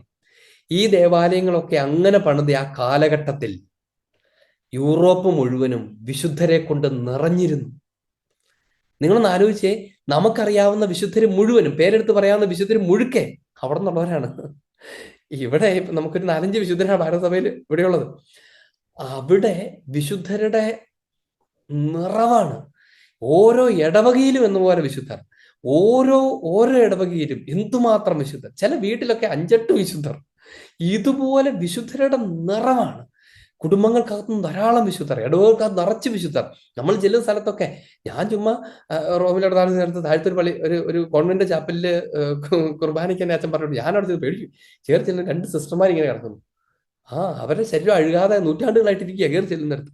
അങ്ങനെ ഓരോരോരോ സ്ഥലത്തും. ഞാനൊരു ജർമ്മനിൽ ഒരു വയലിന്റെ നടുക്കുള്ള ഒരു മാസത്തിൽ ഒരു കുർബാന മാത്രമുള്ള ഒരു കുഞ്ഞിപ്പള്ളി പോയി, ഒരു ചാപ്പൽ കുഞ്ഞിപ്പള്ളി, മാസത്തിൽ ഒരു കുർബാന എവിടെ ഉള്ളൂ. പണ്ടും അങ്ങനെയാണ്. അതിനോട് പറഞ്ഞു ഞാൻ അവിടെ കുറച്ച് പറയുന്ന പ്രാർത്ഥിച്ചിട്ട് സങ്കീർത്തിലേക്ക് പോയി. ഞാൻ ഞെട്ടിപ്പോയി. ഒരു പെൺകുട്ടി അവിടെ കിടക്കുന്നു, ആൾത്താരയുടെ സൈഡിൽ ഒരു പെൺകുട്ടി, ഒരു രാജകുമാരിയെ പോലെ പെണ്ണു. ഞാൻ ആദ്യം എന്നാന്ന് ഓർത്തു. പിന്നെ നോക്കിയപ്പോൾ ശരിക്കുള്ള കൊച്ചാ. ഞാനപ്പോ അവിടെ ഉണ്ടായിരുന്ന പേരോട് ചോദിച്ചു, ഇതെന്താ എന്ന് ചോദിച്ചപ്പോ അവര് പറഞ്ഞു, അത് ഇവിടത്തെ വലിയൊരു പ്രഭുവിന്റെ മകളായിരുന്നു. അവള് വിശുദ്ധിയൊന്നും ആയിട്ടില്ല. അതിന്റെ ആദ്യത്തെ പടികളൊക്കെ കഴിഞ്ഞിട്ടുണ്ട്. പക്ഷെ അവളുടെ ശരീരം 180 വർഷമായിട്ട് ഇങ്ങനെ അഴുകാതിരിക്കുകയാണ്. ഇങ്ങനെ എന്തുമാത്രമാണെന്നറിയാമോ? നമ്മൾ അറിയുന്നത് മാത്രമൊന്നുമല്ല, എന്തുമാത്രമാണ്. അങ്ങനെ ദൈവത്തിന് അവർ വില കൊടുത്ത കാലഘട്ടത്തിൽ അവിടെ മുഴുവൻ വിശുദ്ധര് കൊണ്ട് നിറഞ്ഞു. പിന്നീട് അതേ യൂറോപ്പിന് എന്ത് പറ്റി? വ്യാവസായിക വിപ്ലവമൊക്കെ വന്നു കഴിഞ്ഞപ്പം കാശ് ഇതൊക്കെയാണ്, വ്യവസായമാണ്, കച്ചവടമാണ് വലുത് എന്നൊക്കെ പറഞ്ഞ് അവരെങ്ങനെ സെക്യുലറൈസ് ചെയ്തു. തിന്മയ്ക്ക് അവർ തന്നെ വിട്ടുകൊടുത്തു. ഇങ്ങനെ കുറെ കാര്യങ്ങൾ വന്നപ്പോൾ ദൈവത്തെ മാറ്റി നിർത്തി. തൽഫലമായിട്ട് എന്തുണ്ടായി? നിറയെ ഡിവോഴ്സുകൾ. കുഞ്ഞുങ്ങളുടെ ജീവിതമൊക്കെ വിശുദ്ധിക്ക് പകരം അവരുടെ അധാർമികതയെക്കുറിച്ച് കേഴുന്ന മാതാപിതാക്കൾ. ഇങ്ങനെ തുടങ്ങി നന്മയായിട്ടുള്ളതെല്ലാം നഷ്ടപ്പെട്ടു. സമ്പത്ത് പോലും പിന്നീട് ആലോചിച്ച് നോക്കണം, സമ്പത്ത് പോലും നഷ്ടപ്പെട്ടു. യൂറോപ്പൊക്കെ ശരിക്കും സാമ്പത്തികമായി താഴത്തേക്ക് പോയിക്കൊണ്ടിരിക്കുകയാണ്. പണ്ടുണ്ടായിരുന്ന സാമ്പത്തിക അവസ്ഥയിലൊന്നും അല്ല. അവർക്ക് ജനം നഷ്ടപ്പെട്ടു. ഇവിടുന്ന് പോകുന്ന ആളുകളാണ് അവിടെ പിടിച്ചു നിർത്തുന്നത്. അവരുടെ എല്ലാവരും അവിടെ നിന്ന് പുറത്തുനിന്ന് വന്നേക്കണം, എല്ലാവരും വിട്ടുപോയാണ്ടല്ലോ ആ രാജ്യം സ്റ്റോപ്പാണ്, രാജ്യങ്ങൾ സ്റ്റോപ്പാണ്, നിന്നു. നോക്കിക്കേ, ദൈവത്തിന് വില കൊടുത്തൊരു കാലഘട്ടത്തിൽ ഉണ്ടായിരുന്ന വളർച്ചയും മഹത്വമൊന്നും പിന്നീടില്ല. അതുകൊണ്ട് നമ്മൾ ഒരിക്കലും ഭൗമിക ആരാധനയുടെ ഇടങ്ങളെയും അതിന്റെ സംവിധാനങ്ങളെയും ഒരിക്കലും നിസ്സാരമാക്കരുത്, അതിനെ വില കുറഞ്ഞതായി കാണാൻ. ഞാൻ എൻ്റെ ഇവിടുത്തെ ഹൗസിൽ ചാപ്പൽ എല്ലാ വർഷവും പുതിയ കാസയും പുതിയ വിലാസയും പുതിയ കാപ്പയും ഒക്കെ മേടിക്കും. അത് നമ്മുടെ ഒത്തിരി പൈസ ഉണ്ടായിട്ടില്ല. പക്ഷെ എപ്പോഴും ദൈവിക ശുശ്രൂഷയുമായി ബന്ധപ്പെട്ട ആരാധനയ്ക്ക് ഉപയോഗിക്കുന്നത് ഏറ്റവും പുത്തനായിരിക്കും, ഏറ്റവും നല്ലതായിരിക്കും. ബാക്കിയെ കഞ്ഞി കുടിക്കുന്നതൊക്കെ നമുക്ക് ഉള്ളതും കൂടെ കൂടിയാ. പക്ഷെ ഇത് ഏറ്റവും പ്രധാനപ്പെട്ടതായിരിക്കണം എന്ന് നമ്മൾ ഉറപ്പുവരുത്തണം. അല്ലാണ്ട് വെറുതെ ഇങ്ങനെ എന്നതെങ്കിലും ഒക്കെ ഇട്ട് ചില പള്ളികളിലൊക്കെ ചെന്നാലുവേ, ഞാനിങ്ങനെ വിഷമം പറയണതാ, ചിലപ്പോൾ കണ്ടു കഴിഞ്ഞാൽ ഏറ്റവും ഷാബി ആയിട്ടുള്ള ഒരു കാപ്പയൊക്കെ ഇട്ടിട്ട് അച്ഛൻ ഇങ്ങനെ വരും. അത്രയ്ക്ക് ദാരിദ്ര്യമാണോ നമുക്ക്? അത്രയ്ക്ക് ദാരിദ്ര്യമാണോ നമുക്ക്? ചിലപ്പോൾ ഒക്കെ ഒരുക്കുന്ന സമയത്ത് ഞാനൊരു പള്ളിയിൽ ഈസ്റ്റർ കുർബാനയ്ക്ക് ചെന്നപ്പം അവിടുത്തെ ഏറ്റവും മുഷിഞ്ഞ നൂലൊക്കെ പറഞ്ഞ ഒരു കാപ്പയൊക്കെ എടുത്തിട്ട് ഞാൻ പറയാതെ എടുത്തോണ്ട് എനിക്ക് വേറെ നല്ല പുതിയത് എടുത്തിട്ടുണ്ട്. അപ്പൊ അവരോർത്തു, ഓ അച്ഛന്റെ ഒരു അഹങ്കാരം, അച്ഛൻ ഈ ചെറുതൊന്നും ഇട്ടുകൂടാ എന്നൊക്കെ ആയിരിക്കും അവർക്ക് തോന്നിയിട്ടുണ്ടാവുക. ഇപ്പൊ ഞാനൊരു സിനിമ ഏറ്റവും നല്ല എടുത്തിട്ട് പോവാം, ഈസ്റ്റർ ദിവസം ചെറിയ പള്ളിയാണ്. പക്ഷെ അതെന്തുകൊണ്ടാണെന്ന് ചോദിച്ചാൽ അതിന്റെ കാരണം ഇതാണ്. അത് നമുക്ക് ഭംഗിയുണ്ടാകാൻ വേണ്ടിയിട്ടൊന്നുമല്ല. നമ്മൾ ആരോടാണോ സംസാരിക്കുന്നത്, ഈ യുക്യാറ്റിനകത്ത് ദേവാലയത്തിൽ പോകുന്നതിന്റെ വസ്ത്രത്തെക്കുറിച്ച് ഒരു പരാമർശമുണ്ട്. ഏറ്റവും നല്ല വസ്ത്രം ഉള്ളതിൽ ഏറ്റവും നല്ല വസ്ത്രം ധരിച്ചു വേണം ദേവാലയത്തിൽ പോകാനെന്ന് യുക്യാറ്റിനകത്ത് എഴുതിയിട്ടുണ്ട്. എന്നിട്ട് എന്റെ കാരണം പറഞ്ഞത് എന്താണെന്നറിയോ? കാരണം ഇതാണ്: ഈ പ്രപഞ്ചത്തിന്റെ സൃഷ്ടാവിനെ ഒരു പ്രത്യേക സ്ഥലത്ത് നാം സന്ദർശിക്കാൻ പോവുകയാണ്. അതാണ് എൻ്റെ കാര്യം. ഈ പ്രപഞ്ചത്തിന്റെ സൃഷ്ടാവിനെ ഒരു പ്രത്യേക സ്ഥലത്ത് നാം നേരിട്ട് സന്ദർശിക്കാൻ പോകും. നിങ്ങൾ ആലോചിച്ച് നോക്കിയേ, മാർപ്പാപ്പയെ വിസിറ്റ് ചെയ്യാനായിട്ടൊരു ഒരു ഒരു ചാൻസ് കിട്ടിയെന്ന് വിചാരിക്കുക. മാർപ്പാപ്പയെ വിസിറ്റ് ചെയ്യാൻ ഒരു ചാൻസ് കിട്ടി, നമുക്കൊരു ഓഡിയൻസ് കിട്ടി. നമ്മൾ പോകുന്നത് എങ്ങനെയായിരിക്കും? നമുക്കുള്ളതിലെ ഏറ്റവും നല്ല വസ്ത്രമൊക്കെ ധരിച്ചിട്ടല്ലേ നമ്മൾ പോകുള്ളൂ, അല്ലെ? നമ്മൾ അതിനേക്കാൾ വലിയ ദൈവത്തെ സന്ദർശിക്കാൻ പോകുന്ന ഇടം, അല്ലെങ്കിൽ ദൈവത്തെയോട് സംവേദിക്കുന്ന, മിശിഹായെ കയ്യിലെടുക്കുന്ന ആ സ്ഥലത്ത് ഏറ്റവും നല്ലതൊരുക്കണം, ഏറ്റവും നല്ലത്. അല്ലാണ്ട് പഴകി പിഞ്ചിയ പിച്ചക്കാരനെ പോലത്തെ ഉടുപ്പിട്ടിട്ടല്ല അച്ഛൻ കുർബാനയ്ക്ക് വരേണ്ടത്. ഞാൻ ആ വാക്ക് പറഞ്ഞൊന്നും വിചാരിക്കരുത്. പക്ഷെ ഏറ്റവും നല്ലത്, ഉചിതമായത് ദൈവിക കാര്യങ്ങൾക്ക് വേണ്ടി കൊടുക്കണം. അതുകൊണ്ടാണ് ഈ ഒരു വാക്കിനെ കുറിച്ചാണ് പറഞ്ഞത്, ഭൗമിക ആരാധനയിൽ എന്ന്. ഈ ഭൂമിയിലെ ആരാധനയാണ്, പക്ഷെ അതെപ്പോഴും സ്വർഗീയ ആരാധനയെ റിസംബിൾ ചെയ്യണം. ഈ ഭൗമിക ആരാധനയിൽ നമ്മൾ എന്താണ് ചെയ്യുന്നത്? നാം പ്രവാസികൾ. അടുത്ത വാക്കിതാണ് പ്രവാസി എന്ന് പറഞ്ഞാൽ എന്താണ്? തീർത്ഥാടകൻ എന്നാണ് അർത്ഥം. തീർത്ഥാടനം. ഭൗമിക സഭ തീർത്ഥാടക സഭയാണ്. തീർത്ഥാടനത്തിലാണ്. അതുകൊണ്ടാണ് നമ്മളെ പ്രവാസികൾ എന്ന് വിളിക്കുന്നത്. നമ്മൾ ഇവിടെയാണ്. എന്താണ് അതിന്റെ അർത്ഥം എന്നറിയാമോ? ഈ പ്രവാസി എന്ന് വിളിക്കുന്ന ആരെയാ? വീട് വിട്ട് വേറെ സ്ഥലത്ത് പോയി ജോലി ചെയ്യുന്നവരെയാണ് പ്രവാസികൾ എന്ന് വിളിക്കുന്നത്. നിങ്ങൾ പ്രവാസികൾ കുറെ പേര് ക്ലാസ്സിൽ കൂടുന്നുണ്ടെന്ന് എനിക്കറിയാം. ലോകത്തിന്റെ വിവിധ രാജ്യങ്ങളിൽ നിന്നുള്ള ആളുകൾ നമ്മുടെ കൊടുത്തു. അപ്പൊ ഞങ്ങൾ വിളിക്കുന്ന പ്രവാസികൾ എന്നാണ്. അതുകൊണ്ട് നിങ്ങൾ പ്രവാസികൾ എന്ന് വിളിക്കുന്നത് നിങ്ങൾ നിങ്ങളുടെ വീട്ടിലല്ല, നിങ്ങളുടെ നാട്ടിലല്ല. നാട്ടിൽ നിന്ന് ദൂരെ ഒരു സ്ഥലത്ത് നിങ്ങൾ തൽക്കാലത്തിന് പോയി താമസിക്കുകയാണ്. അവിടെ ജോലി എടുക്കുന്നു, അവിടെ കുറെ കാര്യങ്ങളൊക്കെ ചെയ്യുന്നു, സമ്പത്തൊക്കെ ആർജിക്കുന്നു, എന്നിട്ട് തിരിച്ചു വരണമെന്നാണ് നിങ്ങളുടെ ആഗ്രഹവും. ഇപ്പൊ ചിലപ്പോൾ കുറച്ചൊക്കെ കുറഞ്ഞിട്ടുണ്ടാവും, എന്നാലും നമ്മുടെ പൊതുവിലുള്ള ആഗ്രഹം ഇങ്ങോട്ട്, നമ്മുടെ വീട് ഇവിടെയാണ് എന്ന് നമുക്കറിയാം. ഇതിനാണ് പ്രവാസം എന്ന് പറയുന്നത്. നമ്മൾ ഈ ഭൂമിയിൽ പ്രവാസികളാണ് എന്നാണ് തിരുസഭ നമ്മളെ ഓർമ്മിപ്പിക്കുന്നത്. പ്രവാസികൾ എന്താ അതിന്റെ അർത്ഥം? നമ്മുടെ ശരിക്കുള്ള ഭവനം സ്വർഗമാണ്. നമ്മൾ അധ്വാനിക്കാനും സമ്പത്ത് ആർജിക്കാനുമായി ഇവിടേക്ക് വന്നെന്ന് മാത്രമേ ഉള്ളൂ. സമ്പത്ത് പറഞ്ഞാൽ കാശുണ്ടാക്കലല്ല ഉദ്ദേശിച്ചത്, സ്വർഗീയ സമ്പത്തിനെ കുറിച്ചാണ്. ഈ സമ്പത്ത് ഉപയോഗിച്ചാണ് നമ്മൾ സ്വർഗത്തിൽ പ്രവേശിച്ചത്. കർത്താവ് പറഞ്ഞിട്ടില്ലേ, സ്വർഗത്തിൽ നിറമങ്ങാത്ത, ചെതലരിക്കാത്ത, പുഴുതിന്നാത്ത സമ്പത്ത് ശേഖരിക്കുവിൻ. ആ സമ്പത്ത് ശേഖരിക്കാൻ വേണ്ടി ഈ പ്രവാസി നാട്ടിലേക്ക് വന്നിരിക്കുന്നവരാണ് നമ്മൾ എന്നാണ് കർത്താവ് നമ്മളെ നിരന്തരം ഓർമ്മിപ്പിക്കുന്നത്.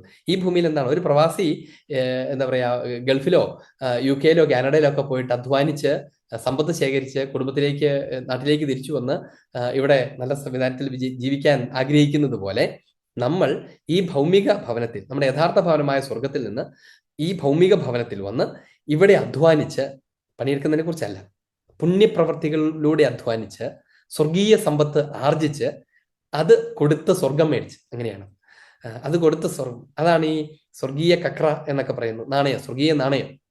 അത് നമ്മൾ ആർജിക്കണം. ഇത് കൊടുത്താണ്, ഇത് കൈമാറ്റം ചെയ്താണ് നമ്മൾ സ്വർഗം നേടുന്നത്. അതെന്തിനാ അങ്ങനെ വെച്ചേക്കുന്നത്? നമ്മൾ പ്രവേശിക്കുന്ന സ്വർഗം നമ്മുടെ ആകണമെന്ന് ദൈവം ആഗ്രഹിക്കുന്നുണ്ട്. അത് ചുമ്മാ ദൈവത്തിന്റെ ഔദാര്യം ഒന്നും ആകണം നല്ല ദൈവം ആഗ്രഹിക്കുന്നത്. നീ അധ്വാനിച്ചത് കൊണ്ട് നീ നേടിയ സ്വർഗം, അപ്പോൾ സ്വർഗത്തിൽ പോലും നിനക്ക് അഭിമാനമുണ്ട്. ദൈവത്തിന്റെ ഒരു വീക്ഷണം എന്തോരം വലുതാണെന്ന് ആലോചിച്ച് നോക്കിയേ, അല്ലെ? ഞാൻ ഒരാളെ വെറുതെ ഇങ്ങനെ ഒരു ദാനമായിട്ടും കൊടുത്താൽ നമ്മൾ വെറുതെ, പക്ഷെ കർത്താവ് നമ്മളോട് പറഞ്ഞ കാര്യങ്ങളുണ്ട്. നിങ്ങൾ എൻ്റെ സ്നേഹിതരാണ്, നിങ്ങൾ എൻ്റെ മക്കളാണ്, മക്കളാണെങ്കിൽ അവകാശികളാണ്. ഈ അവകാശം എങ്ങനെയാണ് നേടുന്നത്? ആ അവകാശം നമ്മൾ നേടുന്നത് നമ്മൾ പേ ചെയ്താണ് ഈ അവകാശം നേടുന്നത്. ഈ പേയ്മെന്റ് എന്താണ്? ഈ ഭൂമിയിലെ അധ്വാനമാണ്. ഏതധ്വാനമാണ്? സുഹൃതങ്ങളിലൂടെയുള്ള അധ്വാനമാണ്, അഥവാ പുണ്യപ്രവൃത്തികളുടെ സമ്പാദനമാണ്. അതാണ് യഥാർത്ഥ സമ്പത്ത്, യഥാർത്ഥ ധനം. ഈ ധനം കൊടുത്താണ് നമ്മൾ സ്വർഗം സ്വീകരിക്കുന്നത്. കുറച്ച് ആലങ്കാരികമായിട്ടൊക്കെ പറയും, ഈ സ്വത്ത് കൊടുത്താണ് നമ്മൾ ഈ സമ്പത്ത് ആർജിക്കുന്നത്. അപ്പോൾ അത് ആർജിക്കാൻ വേണ്ടി ഈ ഭൂമിയിൽ പണിയെടുത്തുകൊണ്ടിരിക്കുന്ന യഥാർത്ഥ ഭവനത്തിൽ നിന്ന് വിപ്രവാസത്തിലായിരിക്കുന്ന ആളുകളാണ് നമ്മൾ. അതുകൊണ്ടാണ് ഭൗമിക ആരാധനക്രമത്തിൽ നാം പ്രവാസികളായി ലക്ഷ്യം വെക്കുന്നത്. ദൈവമേ, 2 വാക്കുകളാണ് ഇന്ന് പറയാൻ ഇത്ര നേരം കൊണ്ട് പറ്റിയത്. പ്രവാസികളായി ലക്ഷ്യം വെക്കുന്ന പരിശുദ്ധ ജെറൂസലേമിലുള്ള സ്വർഗീയ ആരാധന. പരിശുദ്ധ ജെറൂസലേമിലുള്ള സ്വർഗീയ ആരാധന. ഈ ജെറൂസലേം എന്ന് പറയുന്നത് പൊളിറ്റിക്കൽ ജെറൂസലേം അല്ല, എന്ന് വെച്ചാൽ നാടല്ല ഉദ്ദേശിക്കുന്നത്. ഒരു അബ്ജക്റ്റീവ് അതിന്റെ കൂടെയുണ്ട്, അതിതാണ് സ്വർഗീയ ജെറൂസലേം. പരിശുദ്ധ ജെറൂസലേം എന്ന് പറയുമ്പോൾ ജെറൂസലേം എന്ന നാടിനെ സൂചിപ്പിക്കുന്നേയില്ല. എന്തുകൊണ്ടാണ് അങ്ങനെ പറയുന്നത്? ദൈവം സ്വർഗീയ ആരാധനയ്ക്ക് മുന്നോടിയാകാൻ, ഈ ഭൂമിയിൽ അത് പഠിപ്പിക്കാൻ, അത് നൽകാൻ തെരഞ്ഞെടുത്ത ഇടമാണ് ജെറുസലേം. അവിടെയാണ് പഴയ നിയമ ജനതയെ ഒരുമിച്ച് കൂട്ടിയത്, അവരെ ആരാധനയ്ക്കായി കൊണ്ടുവന്നത്. പഴയ നിയമ ജനം, പ്രവാസത്തിലായിരുന്ന ജനം, ഇതേ വാക്കാണ്, പ്രവാസത്തിലായിരുന്ന ജനം. അവരെവിടെ പ്രവാസികളായിരുന്നു? അവര് അടിമകളായിട്ടൊക്കെ ബാബിലോണില്, ഈജിപ്തിലൊക്കെ പ്രവാസികളായിരുന്നു. അവിടെ നിന്ന് അവരെ ദൈവം കൂട്ടിക്കൊണ്ടുവന്നത്. ഈ ഇസ്രായേൽക്കാര് ഈജിപ്തിന്റെ അടിമത്തത്തിൽ വെച്ച് മോശ എന്നിട്ട് ഫറവോയോട് പറയുന്നത് എന്താണ്? എന്റെ ജനത്തെ ഒന്ന് വിടണം. എന്തിനു വിടണമെന്നാണ്? ആരാധിക്കാൻ പോകാൻ വിടണമെന്നാണ് പറയുന്നത്. ആരാധിക്കാൻ പോകാൻ. എവിടെയാണ്? ഈ മലയിലാണ് ആരാധിക്കേണ്ടത്. അതിനെക്കുറിച്ചാണ് ഈ സമരിയാക്കാർ ചോദിക്കുന്നത്, ഏത് മലയിലാണ് ഞങ്ങൾ ആരാധിക്കേണ്ടത്? ഈ മലയിലാണോ ആ മലയിലാണോ? ഇങ്ങനെ തർക്കമുണ്ട് എന്നൊക്കെ. അപ്പം ആരാധിക്കാനായി ദൈവം ശേഖരിച്ചു കൊണ്ടുവരുന്ന മല. ആരാധിക്കാൻ എന്ന് പറഞ്ഞാൽ ഈ വാക്ക് എപ്പോഴും ഓർക്കണം, ഞാൻ വീണ്ടും വീണ്ടും പറയുന്നത് അതുകൊണ്ടാണ്. ആരാധിക്കാൻ എന്ന് പറയുന്നത് നമ്മൾ വെറുതെ ദൈവമേ സ്തുതി എന്ന് പറയലെന്ന് മാത്രമല്ല ഉദ്ദേശിക്കുന്നത്. ദൈവവുമായുള്ള സംഭാഷണമാണ് ആരാധന. ദൈവം മനുഷ്യനെ കണ്ടുമുട്ടാനും നമ്മളെ കേൾക്കാനുമായി തെരഞ്ഞെടുത്ത സ്ഥലം. നമ്മൾക്ക് പിതാവിനോട് സംസാരിക്കാൻ, ദൈവത്തോട് ബന്ധത്തിലാവാൻ, സ്നേഹം പങ്കിടാൻ, എൻ്റെ ബഹുമാനവും നന്ദിയും ഒക്കെ അറിയിക്കാൻ, അവിടത്തേക്ക് പറയാനുള്ളത് കേൾക്കാൻ, അങ്ങനെ വെറും സൃഷ്ടിയല്ല നീ, സൃഷ്ടാവിൻ്റെ മക്കളാണ് എന്ന് അനുഭവിക്കാനുള്ള അവസരത്തെയാണ് ആരാധന എന്ന് പറയുന്നത്. അല്ലാണ്ട് പലപ്പോഴും ആരാധന കുറെ പ്രാർത്ഥനകൾ ചെല്ലലാണ്, അല്ലെ എന്തൊക്കെയോ ചെയ്യലാണ് എന്ന് ആളുകൾ പലപ്പോഴും തെറ്റിദ്ധരിക്കും. നമ്മുടെ മനസ്സിൽ നിന്ന് മാഞ്ഞു പോകത്തില്ല എത്ര പറഞ്ഞാലും. അതുകൊണ്ട് ഞാൻ വീണ്ടും വീണ്ടും പറഞ്ഞു, അത് അനുഭവിക്കുന്ന സ്ഥലത്തിനെയാണ് ആരാധനയുടെ ഭവനം എന്ന് പറയുന്നത്. അപ്പൊ ദൈവം മനുഷ്യനെ കണ്ടുമുട്ടാൻ വേണ്ടി നിശ്ചയിച്ച് നൽകിയ സ്ഥലമാണ് ഈ ജെറുസലേം എന്ന് വെച്ചാൽ അതൊരു മലയായിരിക്കുന്ന അർത്ഥപൂർണ്ണമാണ്. കാരണം എന്താണ്? നിങ്ങൾ കയറി വരൂ എന്നാണ് അതിന്റെ അർത്ഥം. ഞാൻ മുകളിലാണ്, ഉന്നതനാണ്, നിങ്ങൾ കയറി വരൂ, എൻ്റെ ഒപ്പത്തിലേക്ക് കയറി വരൂ, ഞാൻ അല്പം താഴ്ന്നിറങ്ങാം. അങ്ങനെ ദൈവം മേഘമായി മലയിലേക്ക് ഇറങ്ങുകയും മനുഷ്യൻ ദൈവത്തിലേക്ക് ഉയരുകയും ചെയ്യുന്നു. ഈ അസെന്റ്, ഈ ഉയർച്ച, അത് ഒരു വലിയ ആത്മീയ പദമാണ്. ഉയരുകയും ചെയ്യുന്നു. അതുകൊണ്ടാണ് മലമുകളിലേക്ക് കർത്താവ് പ്രാർത്ഥിക്കാൻ കയറി പോകുന്നു എന്നൊക്കെ നമ്മൾ പറയുന്നതിന്റെ കാരണം ആ ഔന്നത്യത്തിലേക്ക് പോകുന്നു എന്നാണ്, ദൈവത്തിന്റെ അടുത്തേക്ക് പോകുന്നു. ദൈവം നമ്മൾ പ്രാർത്ഥിക്കാൻ പോകുമ്പോൾ നമ്മൾ മുകളിലേക്ക്, ഇന്ന് നമ്മുടെ നാട്ടിലുള്ള പല പഴയ ദേവാലയങ്ങളും മലമുകളിലാണ് പണിയുന്നത്, ഉയരത്തിലാണ് പണിയുന്നത്. അത് ഈ ദൈവത്തെ സന്ദർശിക്കാനായി ഒരു മനുഷ്യൻ അവന്റെ അപ്പുറത്തുള്ള യാഥാർത്ഥ്യങ്ങളിലേക്ക് കയറി ചെല്ലുന്നു എന്ന് സൂചിപ്പിക്കാനാണ്. നമ്മൾ പള്ളിയിലേക്ക് പോകും, ഇന്ന് മുട്ടുവേദനയൊക്കെ ആയിട്ട് ആളുകൾ റാമ്പൊക്കെ പിടിപ്പിച്ച് എങ്ങനെയൊക്കെ ചെയ്താലും ശരിക്കും അതിന്റെ ധ്വനി ശരിക്കും വേണ്ടത് എങ്ങനെയാണ്? അത് നടന്ന് പതുക്കെ ഇങ്ങനെ നിന്നൊക്കെ നടന്ന് ഈ കുന്നുമോളിലുള്ള പള്ളിയിലേക്ക് കയറി പോകുമ്പോൾ ഒരാൾ സ്വർഗത്തിലേക്ക്, ദൈവത്തിന്റെ അടുത്തേക്ക് ഞാൻ കയറി ചെല്ലുകയാണ് എന്ന അനുഭവം ഉണ്ടാകണം. നമ്മൾ പലപ്പോഴും കൺവീനിയൻസ് വന്ന് ഇത്തരം അനുഭവങ്ങളൊക്കെ പതുക്കെ നഷ്ടപ്പെട്ടു. എന്നാൽ പോലും മുകളിലേക്ക് കയറി ചെല്ലുന്നത് ഇതാണ് സൂചിപ്പിക്കുന്നത്. അപ്പൊ അങ്ങനെ ദൈവം ആ മലമുകൾ തിരഞ്ഞെടുത്തു, ജനത്തെ അതിന്റെ മുകളിലേക്ക് വിളിച്ചു. ആദ്യം മോശയാണ് വിളിച്ചതെങ്കിൽ പിന്നീട് ജനത്തെ മുഴുവനും ആ മലമുകളിലേക്ക് വിളിച്ചു. അവരവിടെയാണ് ദൈവത്തെ കണ്ടുമുട്ടിയത്, ദൈവത്തെ അനുഭവിച്ചത്, ദൈവ സാന്നിധ്യത്തിന്റെ പേടകം സൂക്ഷിച്ചത്. അതുകൊണ്ട് ആ സ്ഥലം എല്ലാ കാലത്തേക്കുമുള്ള ദൈവാരാധനയുടെ ഒരു പ്രതീകമാണ്. എല്ലാ കാലത്തേക്കുമുള്ള ദൈവാരാധനയുടെ ഒരു പ്രതീകമാണ്. നമ്മുടെ ദേവാലയത്തെയും സ്വർഗീയ ജെറുസലേമിന്റെ പ്രതീകമെന്ന് വിളിക്കാം. കാരണം ജെറുസലേം തന്നെ ഒരു പ്രതീകമാണ്. അല്ലാണ്ട് അവിടെയാണ് ദൈവം ഇറങ്ങി വരുന്നതെന്നല്ല അതിന്റെ അർത്ഥം. പഴയ നിയമത്തിൽ ദൈവം അവിടെയാണ് ചെയ്തത്, അതുകൊണ്ട് പുതിയ നിയമത്തിൽ അതൊരു പ്രതീകമാണ്. അതുകൊണ്ടാണ് ഈ വാക്ക് ഉപയോഗിക്കുന്നത്. പരിശുദ്ധ ജെറുസലേമിലുള്ള സ്വർഗീയ ആരാധന എന്ന് പറഞ്ഞു. അപ്പൊ ശരിക്കും ഇത് ജെറുസലേം ആണെങ്കിൽ പരിശുദ്ധ ജെറുസലേം ഏതാണ്? പരിശുദ്ധ ജെറുസലേം സ്വർഗമാണ്. ദൈവം മനുഷ്യനെ കണ്ടുമുട്ടിയ, ദൈവവും മനുഷ്യനും സംവേദിച്ച, ദൈവവും മനുഷ്യനും ഒരുമിച്ചായ സ്ഥലം ഭൂമിയിൽ ജെറുസലേം ആണെങ്കിൽ യഥാർത്ഥത്തിൽ അത് സ്വർഗത്തിലാണ്. സ്വർഗത്തിൽ എന്താണ് സംഭവിക്കുക? ത്രിത്വത്തിന്റെ കൂട്ടായ്മയിലേക്ക് നമ്മൾ മിശിഹായിൽ സ്വീകരിക്കപ്പെടും. ത്രിത്വത്തിന്റെ കൂട്ടായ്മയ്ക്കകത്തേക്ക് നമ്മൾ മിശിഹായിൽ സ്വീകരിക്കപ്പെടും. മിശിഹായുടെ ശരീരങ്ങളായി ഒട്ടിച്ചേർന്ന് നമ്മൾ ഈശോയുടെ ശരീരത്തിൽ ത്രിത്വത്തിലേക്ക് ഒന്നാകും. പിതാവും പുത്രനും പരിശുദ്ധ റൂഹായുമാകുന്ന ത്രിത്വത്തിനകത്ത് നമ്മളാകുന്നത് എങ്ങനെയാണ്? നമ്മൾ മിശിഹായിലായിരിക്കുന്നതുകൊണ്ടാണ്. അഥവാ നമ്മൾ ത്രിത്വത്തിലാകുന്നത് എങ്ങനെയാന്ന് ചോദിച്ചാൽ, ഈശോ മിശിഹ നമ്മയെല്ലാം തന്റെ ശരീരത്തിൽ ഒട്ടിച്ചു ചേർത്തിട്ട് ഈശോ ത്രിത്വത്തിലായിരിക്കുന്നു. അപ്പോൾ മിശിഹ വഴിയാണ് നമ്മൾ ത്രിത്വത്തിന്റെ ഭാഗമായിരിക്കുന്നത്, സ്വർഗത്തിലായിരിക്കുന്നത്. അതുകൊണ്ട് സ്വർഗീയ ജെറുസലേം എന്ന് പറഞ്ഞാൽ, പരിശുദ്ധ ജെറുസലേം എന്ന് പറഞ്ഞാൽ സ്വർഗീയ ജെറുസലേം എന്നാണ് ഉദ്ദേശിക്കുന്നത്. സ്വർഗീയ ജെറുസലേമിലുള്ള അഥവാ പരിശുദ്ധ ജെറുസലേമിലുള്ള സ്വർഗീയ ആരാധന, അതാണ് കാര്യം. സ്വർഗീയ ആരാധന. അപ്പൊ നോക്കി, ഭൗമിക ആരാധനയുടെ കാര്യം പറഞ്ഞു. രണ്ടാമത്തെ സ്വർഗീയ ആരാധനയാണ്, സ്വർഗത്തിൽ സംഭവിക്കുന്ന ആരാധന. ആ ആരാധന മുൻകൂട്ടി ആസ്വദിച്ചുകൊണ്ട് ആഘോഷിക്കുകയാണ്. അടുത്ത പദം ആഘോഷിക്കുക എന്നതാണ്. സെലിബ്രേറ്റ്. ലിറ്റർജി ഈസ് സെലിബ്രേറ്റഡ് എന്നാണ് പറയേണ്ടത്. അതായത് ദൈവാരാധന അർപ്പിക്കുന്നു എന്നല്ല പറയേണ്ടത്. നമ്മൾ കുർബാന നമ്മൾ പ്രധാന പറയുന്നത് എങ്ങനെയാ? കുർബാന ചെല്ലുന്നു എന്നാണ് നമ്മൾ പറയാറ്, അല്ലെ? കുർബാന കൂടാൻ പോകുന്നു എന്നാണ് പറയാറ്. ഞങ്ങൾ അച്ഛന്മാരും ഒക്കെ പലപ്പോഴും എപ്പോഴും പറയുന്നത് അങ്ങനെയാണ്. കുർബാന ചെല്ലുന്നു, അവിടെ കുർബാന അർപ്പിക്കുന്നു എന്ന് വരെ മാക്സിമം പറയും. ശരിക്കും പറയേണ്ട വാക്ക് എന്താണെന്നറിയാമോ? കുർബാന ആഘോഷിക്കുന്നു എന്നാണ്. പരിശുദ്ധ കുർബാന ആഘോഷിക്കുന്നു എന്നാണ്. ഇംഗ്ലീഷിൽ celebrating the sacred liturgy. You celebrate the eucharist. Have you celebrated the eucharist today എന്നാണ് ചോദിക്കേണ്ടത്. വിശുദ്ധ കുർബാന ഇന്ന് ആഘോഷിച്ചോ എന്നാണ് ചോദിക്കേണ്ടത്. അത് കുർബാനയെ കുറിച്ച് മാത്രമല്ല കേട്ടോ, ഈവൻ എല്ലാ കൂദാശകളെ കുറിച്ച്. പരിശുദ്ധ മാമോദീസ ആഘോഷിച്ചോ എന്നാണ് ചോദിക്കേണ്ടത്. അത് ഇങ്ങേയറ്റം ഉണ്ടല്ലോ, രോഗീലേപനം ആഘോഷിച്ചോ എന്ന് പോലും ചോദിക്കാം. അത് കേൾക്കുമ്പോൾ അതിനകത്തൊരു കോൺട്രാസ്റ്റ് തോന്നാം, അല്ലെ? രോഗിയായി കിടക്കുന്ന ഒരാൾ, നമുക്ക് രോഗീലേപനത്തിന് പണ്ട് അന്ത്യകൂദാശ എന്നൊക്കെ വിളിച്ച് അത് കൊടുക്കാൻ പോവാന്ന് പറഞ്ഞാൽ തന്നെ ഇപ്പൊ തന്നെ മരിച്ചു പോകും, ശോകസാന്തരമായ ഒരു അന്തരീക്ഷത്തിൽ ചെയ്യുന്ന എന്തോ ഒരു പ്രവൃത്തി എന്നുള്ളൊരു ധാരണ ധ്വനി ആളുകൾക്കുണ്ട്. പക്ഷെ അതൊരു ആരാധനാക്രമത്തിന്റെ ഭാഗമാണ്, കൂദാശയാണ്. കൂദാശകളെല്ലാം സഭ ആഘോഷിക്കുകയാണ് ചെയ്യുന്നത്. ഒരു രോഗീലേപനത്തിന്റെ ശുശ്രൂഷ, ദാറ്റ്സ് എ സെലിബ്രേഷൻ. അതൊരു ആഘോഷമാണ്. ആഘോഷം എന്ന് പറഞ്ഞാൽ കൈ കെട്ടി പാട്ട് പാടുന്നു, പടക്കം പൊട്ടിക്കുന്നു എന്നുള്ളതല്ല അതിന്റെ അർത്ഥം. അത് ആനന്ദത്തിന്റെ പ്രകടനമാണ് എന്നാണ്.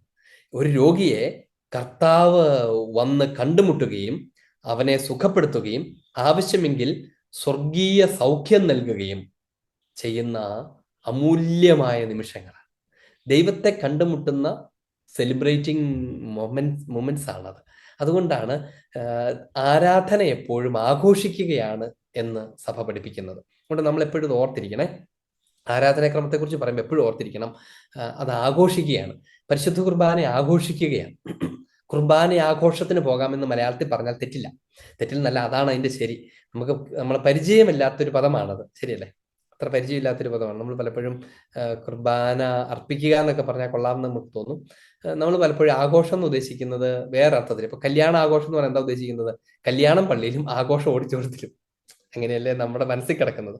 അതുകൊണ്ടാണ് നമുക്കിത് കേൾക്കുമ്പം ആഘോഷിക്കുക എന്നൊക്കെ തോന്നുന്നത്. പക്ഷെ അതിന്റെ ശരിയായ അർത്ഥത്തിൽ അത് സെലിബ്രേഷനാണ്. കാരണം സ്വർഗീയ ജെറുസലേമിലെ വിരുന്നാണ് കൂദാശകൾ. സ്വർഗീയ ജെറുസലേമിലെ വിരുന്നാണ് സഭ. ഈശോ തന്നെ വിരുന്നിന്റെ ധാരാളം ഉപമകൾ പറയുന്നുണ്ട്.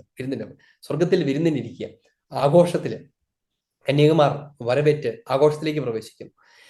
സ്വർഗത്തിലെ ആഘോഷമാണ് കൂദാശകളിലൂടെ അനുഭവിക്കുന്നത്. സ്വർഗത്തിലെ ആഘോഷമാണ് കൂദാശകളിലൂടെ അനുഭവിക്കുന്നത്. അതുകൊണ്ട് ആ കൂദാശ ആഘോഷമാണ്. അതാണ് ഒറ്റ വാക്ക്. സ്വർഗത്തിലെ ആഘോഷമാണ് കൂദാശയിൽ അനുഭവിക്കുന്നത്, ആസ്വദിക്കുന്നത്.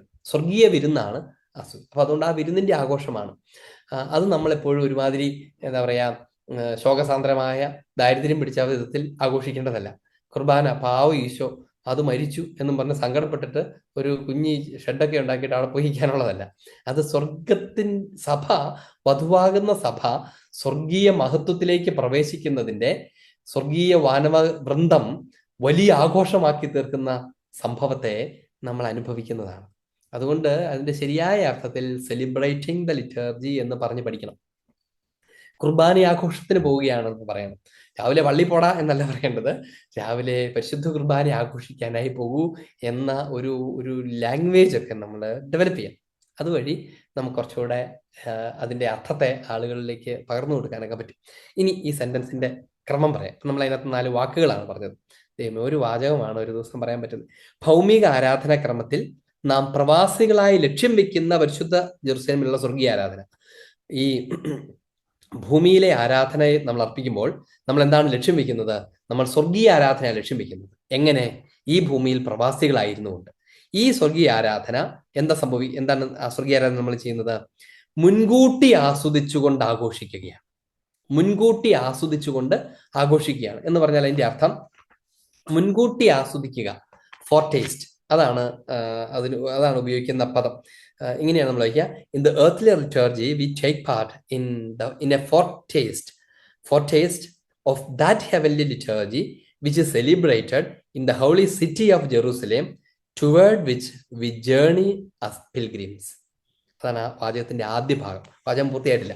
മലയാളത്തിൽ അത് ആണ് എന്ന് മുറിച്ച് എഴുതുന്നത് മാത്രമേ ഉള്ളൂ. അങ്ങനെ നമ്മൾ ആഘോഷിക്കുകയാണ്. ഇനി അടുത്ത വാചകം എന്താണ്? അവിടെ എന്താണ് അങ്ങനെ ആഘോഷിക്കാൻ കാരണം? അവിടെയാണ് മിശിഹ ദൈവത്തിന്റെ വലതുഭാഗത്ത് വിശുദ്ധ കാര്യങ്ങളുടെയും സത്യകൂടാരത്തിന്റെയും ശുശ്രൂഷകനായി ഉപവിഷ്ടനായിരിക്കുന്നത്. ഇതൊരു വലിയ വാചകമാണ്. അതിനെ ഞാൻ പരമാവധി ഷോർട്ടാക്കിയിട്ട് പറയാം. അവിടെയാണ് നമ്മൾ ആരാധിക്കുകയാണ്. എവിടെ? ഈ സ്വർഗീയ ജെറുസലേമിലെ ആരാധന നാം ഭൗമിക ആരാധനാക്രമത്തിൽ ആഘോഷിക്കുകയാണ്. ഈ ആരാധനാക്രമത്തിൽ എന്താണ് സംഭവിക്കുന്നത്? അവിടെ മിശിഹ ദൈവത്തിന്റെ വലതുഭാഗത്ത് ഇതൊരു ഒരു സീരിയസ് ആയിട്ടുള്ള ലിറ്റർജിക്കൽ സിംബോളിസമാണ്. ആരാധനാക്രമത്തിന്റെ ഒരു സിംബോളിസമാണ്. മിശിഹായുടെ പിതാവിന്റെ വലതുഭാഗത്ത് ഉപവിഷ്ടനായിരിക്കുന്ന പുത്രൻ മിശിഹ. അതുകൊണ്ടാണ് നമ്മൾ ദേവാലയത്തിൽ പരിശുദ്ധ കുർബാനയ്ക്ക് നമ്മൾ സുവിശേഷം പ്രതിഷ്ഠിക്കുന്നത് അൾത്താരയുടെ വലതുവശത്താണ്. പിതാവിന്റെ വലതുവശത്തിരിക്കുന്ന പുത്രനെയാണ് സൂചിപ്പിക്കുന്നത്. അതുകൊണ്ട് കാർമികൻ അവിടെ പോയിട്ടാണ് എന്താ സെന്ററിൽ വെക്കാത്തത് എന്ന് നിങ്ങൾ ചിലപ്പോൾ ആളുകൾ ആലോചിക്കും, അല്ലെ? വിശുദ്ധേന്തമല്ലേ, ആ ടേബിളിന്റെ നടുക്കല്ലേ വെക്കേണ്ടത്, ഒരു സൈഡിൽ കൊണ്ടാണോ വെക്കുന്നത്? പിതാവിന്റെ വലതുവശത്തിരിക്കുന്ന പുത്രനാണ്. അതുകൊണ്ടാണ് വലതുവശത്ത്. അവിടെ നിന്നാണ് സംഭവിച്ചുകൊണ്ടിരുന്നത്. അപ്പം അവിടെയാണ് ഈ സ്വർഗീയ ജെറുസലേം എന്താണ് സംഭവിക്കുന്നത്? അവിടെ മിശിഹ ദൈവത്തിന്റെ വലതുഭാഗത്ത് വിശുദ്ധ കാര്യങ്ങളുടെയും സത്യകൂടാരത്തിന്റെയും ശുശ്രൂഷകനായി ഉപവിഷ്ടനായിരിക്കുന്നു. ആദ്യത്തേത് വിശുദ്ധ കാര്യങ്ങളുടെ. എന്താണ് വിശുദ്ധ കാര്യങ്ങൾ? വിശുദ്ധ കാര്യങ്ങൾ എന്ന് പറഞ്ഞാൽ എന്താണ് അർത്ഥമാക്കുന്നത്? കൃത്യമായി പറഞ്ഞാൽ ആരാധനയുടെ വസ്തുക്കളെയാണ്. വസ്തുക്കൾ എന്നുള്ള വാക്ക് ഇച്ചിരി പ്രശ്നമാണ്. അതുകൊണ്ടാണ് ഞാൻ ഇതിനെ ഒന്ന് ആലോചിച്ചുകൊണ്ടിരുന്നത്, എങ്ങനെ പറയും എന്നതിനെ കുറിച്ച് ആലോചിച്ചുകൊണ്ടിരുന്നത്. CCCയിലും അതേ വാക്കാണ് ഉപയോഗിക്കുന്നത്. വിശുദ്ധ വസ്തുക്കളുടെ സംസർഗം എന്ന് ഉപയോഗിക്കും. പുണ്യന്മാരുടെ സംസർഗത്തെ കുറിച്ച് പറയുമ്പം ആ ഭാഗത്ത് നിങ്ങൾ വിശുദ്ധ വസ്തുക്കളുടെ സംസർഗം എന്ന് പറയും. വിശുദ്ധ വസ്തുക്കൾ എന്ന് പറഞ്ഞാൽ സേക്രഡ് ഒബ്ജക്ട്സ്. അത് ഒരു ഒബ്ജക്റ്റ് അല്ല. ഉദാഹരണം വിശുദ്ധ കുർബാന, അതൊരു ഒബ്ജക്റ്റ് അല്ല, ദാറ്റ്സ് പേഴ്സൺ ഓഫ് ക്രൈസ്റ്റ്. എന്നാൽ പോലും അതിനെ അങ്ങനെ ആ അർത്ഥത്തിൽ മനസ്സിലാക്കിയാൽ വിശുദ്ധ വസ്തുക്കൾ എന്ന് പറയും. പഴയ നിയമത്തിന്റെ പശ്ചാത്തലത്തിലാണെങ്കിൽ എന്താ പറയാ, വാഗ്ദാന പേടകത്തിനകത്ത് സൂക്ഷിക്കപ്പെട്ടിരുന്നവയൊക്കെ വിശുദ്ധ വസ്തുക്കളായിട്ട് കണക്കാക്കുകയും ചെയ്യുമായിരുന്നു.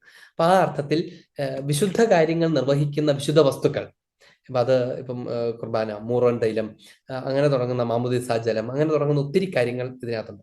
പിന്നെ വിശുദ്ധ വസ്തുക്കളുടെയും വിശുദ്ധ കാര്യങ്ങൾ, സേക്രഡ് ആയിട്ടുള്ള എല്ലാത്തിൻ്റെയും. രണ്ടാമത്തേത് സത്യകൂടാരത്തിന്റെയും. എന്താണ് സത്യകൂടാരം? സത്യകൂടാരം എന്ന വാക്ക് വിശുദ്ധ ഗ്രന്ഥത്തിൽ ഒത്തിരി സ്ഥലങ്ങളിൽ പരാമർശിക്കുന്ന ഒരു വാക്കാണ്. അപ്പൊ ഈ കൊളോസസ് ലേഖനത്തിലെ 3:1, ഹെബ്രായ ലേഖനം 8:2 ഒക്കെ നമ്മൾ വായിക്കും. ഹെബ്രായ ലേഖനം 8:2 ഈ കൂടാരത്തെ കുറിച്ച് പറയും. എന്താണ് സത്യകൂടാരം എന്ന് പറയുന്നത്? വാഗ്ദാന പേടകം ഒരു കൂടാരമാണ്. ദൈവം വസിക്കുന്ന പഴയ നിയമ കൂടാരമാണ് വാഗ്ദാന പേടകം. ഇനി എന്താണ് ഈ സത്യകൂടാരം? ട്രൂ ടാബർനക്കിൾ എന്നാണ് അതിന് ഇംഗ്ലീഷ്. ട്രൂ ടാബർനക്കിൾ എന്താണത്? സ്വർഗമാണ് ഉദ്ദേശിക്കുന്നത്. അതായത് the true dwelling place of ഗാഡിനെയാണ്, ദൈവത്തിന്റെ യഥാർത്ഥ വാസസ്ഥലത്തെയാണ് സത്യകൂടാരം എന്നതുകൊണ്ട് ഉദ്ദേശിക്കുന്നത്. അപ്പോൾ പഴയ നിയമത്തിലെ ജനം സംവഹിച്ചിരുന്ന ആ കൂടാരം ഏതായിരുന്നു? ആ വാഗ്ദത്ത പേടകം വഹിക്കുകയും സൂക്ഷിക്കുകയും വെച്ചിരുന്ന കൂടാരം എന്തായാലും ദൈവം അവരോടുകൂടെ കൂടാരം അടിച്ചു വസിച്ചു എന്നൊക്കെ പറയുന്നത് അത് വരാനിരിക്കുന്ന സത്യകൂടാരത്തിന്റെ പ്രതീകമാണ്.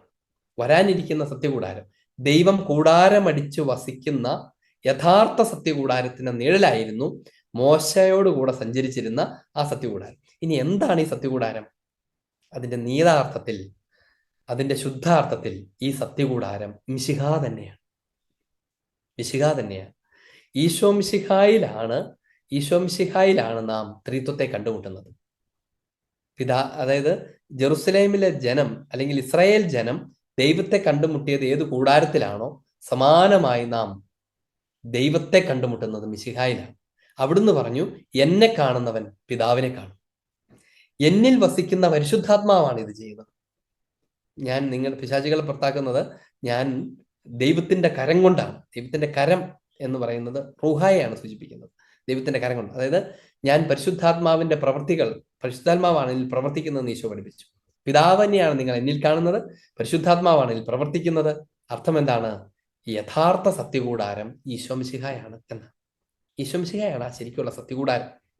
അതുകൊണ്ട് ഈ യഥാർത്ഥ സത്യകൂടാരത്തിന്റെ ശുശ്രൂഷകനായി ഉപവിഷ്ടനായിരിക്കുകയാണ് മിശിഹ പിതാവിന്റെ വലതുവശത്ത്. അതിന്റെ ശുശ്രൂഷകൻ എന്ന് പറഞ്ഞാൽ തന്നിൽ വസിക്കുന്ന, തന്നോടുകൂടെ ആയിരിക്കുന്ന ത്രിത്വത്തിന്റെ, സ്വർഗത്തിന്റെ ശുശ്രൂഷകൻ എന്ന് ഉദ്ദേശിക്കുന്നത് ആ കൂട്ടായ്മയുടെ ശുശ്രൂഷകൻ എന്ന്, ആ സ്നേഹത്തിന്റെ ശുശ്രൂഷകൻ എന്ന് ഒക്കെയുള്ള അർത്ഥത്തിലാണ്, അല്ലാണ്ട് സേവകൻ എന്നുള്ള അർത്ഥത്തിലല്ല. ഉപവിഷ്ടനായിരിക്കുന്നു. ഇനി അടുത്ത വാചകം, സ്വർഗീയ സൈന്യങ്ങളുടെ സർവവ്യൂഹങ്ങളോടും കൂടി നാം കർത്താവിന് മഹത്വത്തിന്റെ കീർത്തനം ആലപിക്കുകയാണ്. ഈ ഭൗമിക ആരാധനയിൽ പോലും നമ്മൾ എന്താണ് ചെയ്യുന്നത്? സ്വർഗീയ ആരാധനയിൽ നടക്കുന്നത് അതിന് ഇവിടെ മുന്നാസ്വാദനം നടത്തുകയാണ്. അവിടെ എന്താണുള്ളത്? സ്വർഗീയ സൈന്യങ്ങളുടെ സർവവ്യൂഹങ്ങളോടും കൂടെ, സ്വർഗീയ സൈന്യങ്ങളുടെ സർവവ്യൂഹങ്ങളോടും കൂടെ. ഇതാണ് സഭ ഉപയോഗിക്കുന്ന വാക്ക്. സ്വർഗത്തിലെ മുഴുവൻ സൈന്യവും, കുറച്ചു പേര് ഇങ്ങോട്ട് വരുന്നു എന്നല്ല. സ്വർഗത്തിലെ ഒരു പരിശുദ്ധ കുർബാന അർപ്പിക്കപ്പെടുമ്പോൾ ആ മദ്ബഹായിൽ, ആ പരിശുദ്ധ അൾത്താരയിൽ സ്വർഗീയ വ്യൂഹം മുഴുവനുമുണ്ട് എന്ന് നമ്മൾ ഓർക്കണം. മുഴുവനുമുണ്ട്. സ്വർഗീയ വ്യൂഹം മുഴുവനും, സർവ്വവ്യൂഹങ്ങളോടുകൂടെ സ്വർഗീയ സൈന്യം മുഴുവനും അവരോട് ചേർന്ന്, അവരുടെ കീർത്തനങ്ങൾ അവരോട് ചേർന്ന് നാം കർത്താവിന് മഹത്വത്തിന്റെ കീർത്തനം ആലപിക്കുകയാണ്. പലതരം കീർത്തനങ്ങളുണ്ട്, വിലാപ കീർത്തനങ്ങളുണ്ട്.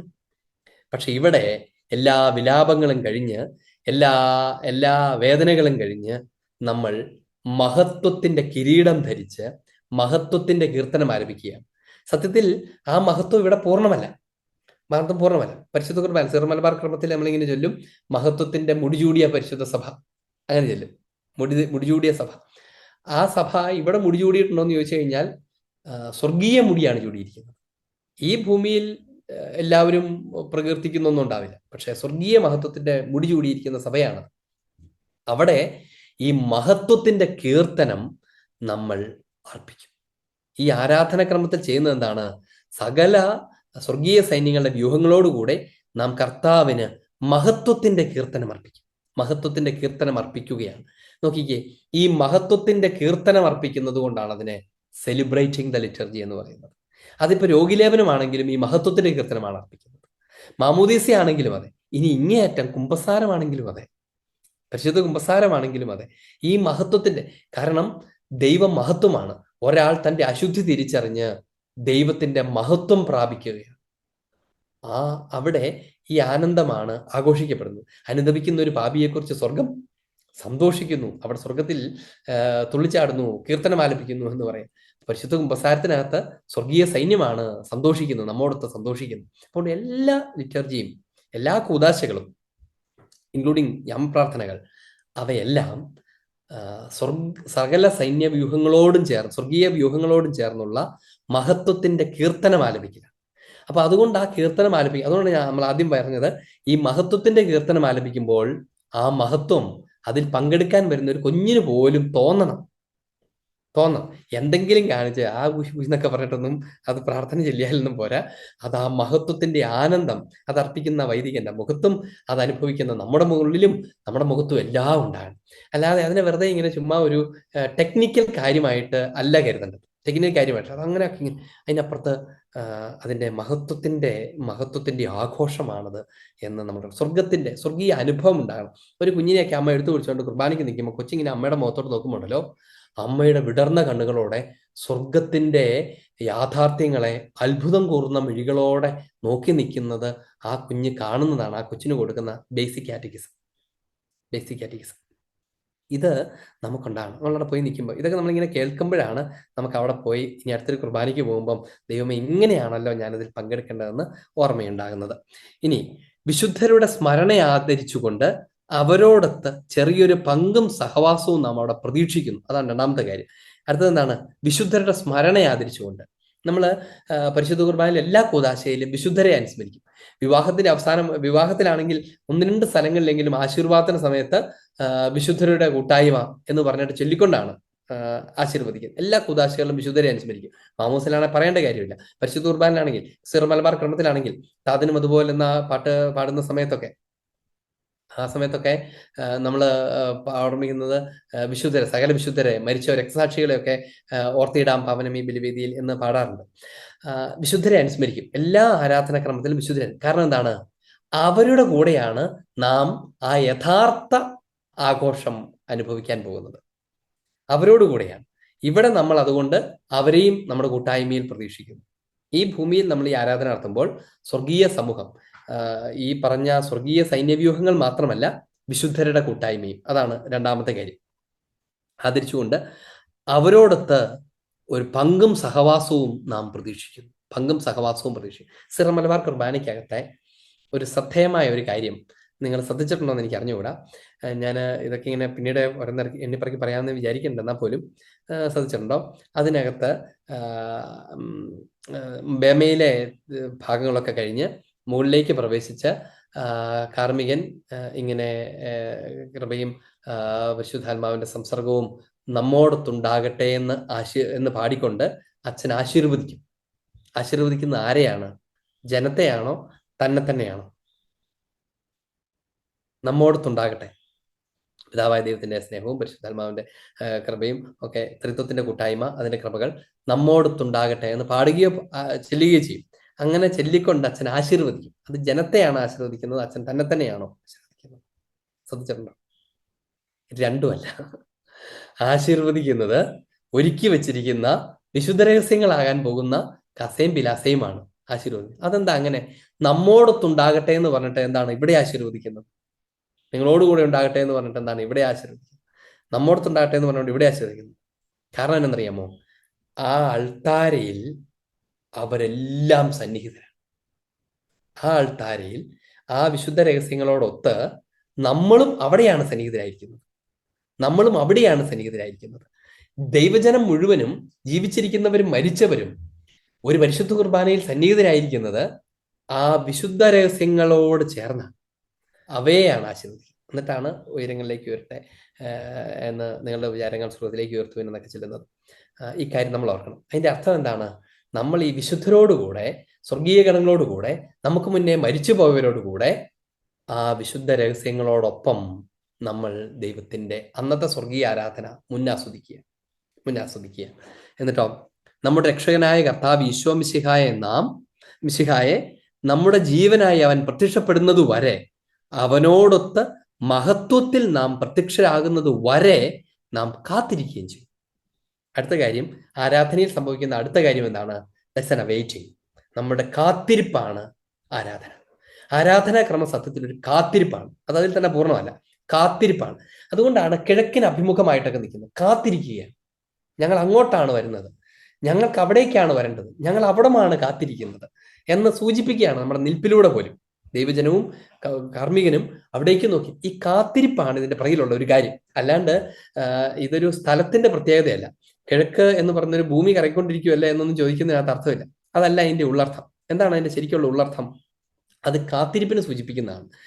ഉദയസൂര്യനായ മിശിഹ വരുന്ന സ്ഥലം എന്ന ഒരു സിംബോളിക് മീനിങ് അതിനുണ്ട്, അർത്ഥമുണ്ട്. ആ അർത്ഥം എല്ലാ പ്രതീകങ്ങളും നമ്മളൊരു അർത്ഥത്തിലേക്ക് നയിക്കുന്നതാണ്. ഇതിന്റെ പ്രതീകം എന്താണ്? മിശിഹ വരുന്ന സ്ഥലം, അവിടേക്ക് ഞങ്ങൾ പാർത്തിരിക്കുന്നു എന്നാണ്. ഞങ്ങൾ അവിടേക്ക് സഞ്ചരിച്ചുകൊണ്ടിരിക്കുകയും കൂടിയാണ്. ഞങ്ങൾ അങ്ങോട്ട് നടക്കുന്ന തീർത്ഥാടക സമൂഹമാണ്. ഞങ്ങൾ വെറുതെ വട്ടം കൂടിയിരിക്കുന്ന ആളുകളല്ല, ഞങ്ങൾ അവിടേക്ക് സഞ്ചരിക്കുന്നവരാണ്. മോശയുടെ നേതൃത്വത്തിൽ ജെറുസലേം ദേവാലയത്തിലേക്ക് സഞ്ചരിച്ച ദൈവജനത്തെ പോലെ പുതിയ നിയമ ജനമാകുന്ന ഞങ്ങൾ മിശിഹായെ അനുഗമിക്കുന്ന, മിശിഹായുടെ വ്യക്തിത്വത്തിൽ നിന്ന് ബലിയർപ്പിക്കുന്ന കാർമികനെ അനുഗമിക്കുന്ന തീർത്ഥാടക സഭയാണ്. ഞങ്ങളുടെ ലക്ഷ്യം അവിടെയാണ്. ഇത് സൂചിപ്പിക്കുകയാണ്, നമ്മുടെ നിൽപ്പിൽ പോലും നമ്മളത് സൂചിപ്പിക്കുകയാണ്. അപ്പൊ അത് കാണുന്ന കുഞ്ഞുങ്ങൾക്ക് പറഞ്ഞു കൊടുക്കണം, എന്താ അച്ഛൻ അങ്ങനെ നിൽക്കണമെന്നറിയാവോ? അച്ഛന് നമ്മളോട് ഇഷ്ടമില്ലാത്തതുകൊണ്ട് തിരിഞ്ഞിരിക്കുന്നതൊന്നുമല്ല, അച്ഛൻ നമ്മെ നയിച്ചുകൊണ്ട് പോവുകയാണ്. എവിടേക്ക്? സ്വർഗീയ ജെറുസലേമിലേക്ക് നമ്മെ കൊണ്ടുപോവുകയാണ്. നമ്മളിതാ അച്ഛന്റെ പിന്നാലെ പോവുകയാണ്. അതിന് വലിയ അർത്ഥമുണ്ട്. എന്താ അർത്ഥം എന്നറിയാമോ? അച്ഛൻ നമ്മളെ നയിക്കുന്ന ദൈവിക രഹസ്യങ്ങളിലേക്ക്, കാർമികനിലൂടെ പഠിപ്പിക്കപ്പെടുന്ന ധാർമ്മിക മൂല്യങ്ങളിലേക്ക് നമ്മൾ സഞ്ചരിച്ചു കൊണ്ടിരിക്കുകയാണ് എന്ന അർത്ഥം തന്നെ അതിനുണ്ട്. അതുകൊണ്ടാണ് കൗൺസിൽ ഇങ്ങനെ പഠിപ്പിക്കുന്നത്, നമ്മുടെ രക്ഷകനായ കർത്താവ് ഈശോ മിശിഹായെ നമ്മുടെ ജീവനായി അവൻ പ്രത്യക്ഷപ്പെടുന്നത് വരെ, നിത്യജീവനായി അവൻ പ്രത്യക്ഷപ്പെടുന്നത് വരെ അവനോടൊത്ത്, അവൻ പ്രത്യക്ഷപ്പെടുമ്പോഴും വരെയും അവന്റെ കൂടെ തന്നെയാണ്, അവനോടൊത്ത് മഹത്വത്തിൽ നാം പ്രത്യക്ഷരാകുന്നത് വരെ. കുറെ വരകളാണ്. മരണത്തിൽ, പുനരുത്ഥാനത്തിൽ അവന്റെ കൂടെ നമ്മൾ മഹത്വത്തിൽ പ്രത്യക്ഷരാകുന്നത് വരെ നാം കാത്തിരിക്കുകയും ചെയ്യുന്നു. സേക്രഡ് ലിറ്റർജിയിൽ, ദൈവാരാധനയിൽ നമ്മൾ കാത്തിരിക്കുന്നു. ആ കാത്തിരിപ്പാണ്. നമ്മൾ വട്ടം കൂടി വർത്താനം പറഞ്ഞുകൊണ്ടിരിക്കുക എന്നതിനേക്കാൾ നമ്മളെല്ലാവരും ഇപ്പൊ നമ്മുടെ വീട്ടിലേക്ക് ഒരു ഗസ്റ്റ് വരാണ്. അഭിനന്ദ പിതാവ് നമ്മുടെ വീട് സന്ദർശിക്കാൻ വരുന്നു, ഇടവസ്ഥാനത്തിന് കൊടുത്ത് നമ്മളെല്ലാവരും എന്ത് ചെയ്യും? നമ്മളെല്ലാവരും വാതിൽക്കൽ ചെന്ന്, അങ്ങോട്ട് ഇറങ്ങിച്ചെന്ന് സ്വീകരിക്കാനായി കാത്തു നിൽക്കും. ഈ കാത്തിരിപ്പ്, തീർത്ഥാടക സമൂഹത്തിന്റെ കാത്തിരിപ്പ് ദൈവാരാധനയുടെ പ്രധാന ആശയമാണ്. ആശയം എന്ന് പറഞ്ഞാൽ പോരാ, പ്രധാന യാഥാർത്ഥ്യമാണ്. അപ്പൊ അതുകൊണ്ട് അതിനെ സൂചിപ്പിക്കുന്ന നിൽപ്പും ചലനങ്ങളും ഒക്കെ ഇതിന്റെ ഭാഗമാണ്. കർത്താവ് നമ്മെ കണ്ടുമുട്ടാൻ വരുന്നു, ഒപ്പം നമ്മൾ അവിടുത്തെ ആഗമനത്തിനായി കാത്തിരിക്കുന്ന സമൂഹമാണ്. ഇത് നമ്മൾ ശരിക്കും അർത്ഥപൂർണമാണ്. കാരണം ആ പരിശുദ്ധ കുർബാനയിൽ കാർമികൻ ബലിയർപ്പിക്കുന്നു. കാർമികന്റെ പിന്നാലെ അതേ ദിശയിലേക്ക് കാത്തിരിക്കുന്ന സമൂഹം പറയുകയാണ്, നമുക്ക് ഇവിടെ ഭവനമൊന്നുമില്ല, നമ്മളൊക്കെ അങ്ങോട്ട് പോയിക്കൊണ്ടിരിക്കുന്നവരാണ്. നമ്മളിവിടെ വട്ടം കൂടിയിരുന്ന് കുറച്ച് കാര്യങ്ങൾ ചെയ്യുന്നവരല്ല, നമ്മൾക്ക് അവിടേക്കാണ് പോകാനുള്ളത്, നമ്മൾ അവിടേക്കാണ് പോകേണ്ടത്. ഇപ്പോഴത്തെ സിറോ മലബാറിന്റെ കുർബാനയുടെ ക്രമത്തിലാണെങ്കിൽ അത് കൂടുതൽ ഉചിതമാണ്. എന്ന് വെച്ചാൽ മിശിഹ നമ്മെ സന്ദർശിക്കാൻ ഇറങ്ങി വന്ന അതിനെ അനുസ്മരിക്കുന്ന ബേമയിലെ ശുശ്രൂഷകൾ കാർമികൻ ദൈവജനത്തോടൊത്ത് മുഖാമുഖം ഈശോ നമ്മെ സന്ദർശിക്കാൻ വന്ന് പഠിപ്പിച്ചതുപോലെ പഠിപ്പിക്കുകയൊക്കെ ചെയ്യുന്നു. അതിനുശേഷം അങ്ങനെ പഠിപ്പിക്കപ്പെട്ട വിശുദ്ധീകരിക്കപ്പെട്ട ജനവുമായി മിശിഹ പിതാവിന്റെ ഭവനത്തിലേക്ക് പോകുന്നു. മിശിഹ മുന്നേ നടക്കുന്നു നമ്മളെ സംഭവിച്ചുകൊണ്ട്. അവിടുന്ന് വാഗ്ദാനം ചെയ്തു, സ്വർഗത്തിൽ അനേകം ഭവനങ്ങളുണ്ട്, ഞാൻ നിങ്ങളെ അവിടേക്ക് കൂട്ടിക്കൊണ്ടുപോകും. സ്വർഗീയ ആരാധനയിൽ അതാണ് സംഭവിക്കുന്നത്. ഈ ആരാധനയിൽ നമ്മളെ സ്വർഗത്തിലേക്ക് സംവഹിച്ചു കൊണ്ടുപോകുന്നു, നമ്മളെ കൂട്ടിക്കൊണ്ടുപോകുന്നു, അവിടുത്തെ പൂർണ്ണതയിലേക്ക് നമ്മളെയും കൊണ്ടുപോകുന്നു, നമ്മളെ ഉയർത്തുന്നു. അതാണ് കാർമികൻ ചെയ്യുന്നത്. അതിന് നമ്മൾ വാശി പിടിച്ച് നമുക്ക് വട്ടത്തിൽ നിന്നാൽ പോരെ, ഞങ്ങളെ നോക്കിക്കൂടെ, ഞങ്ങൾ തന്നെ ഇവിടെ വിലയില്ലാത്തവരാണോ? നമുക്ക് ആർക്കും വിലയില്ലാത്തത് കൊണ്ടൊന്നുമല്ല. ഇവിടെ നടക്കുന്നത് എന്താണെന്ന് സൂചിപ്പിക്കപ്പെടുക എന്നുള്ളത് കൂടുതൽ പ്രധാനപ്പെട്ട കാര്യമായതുകൊണ്ടാണ്.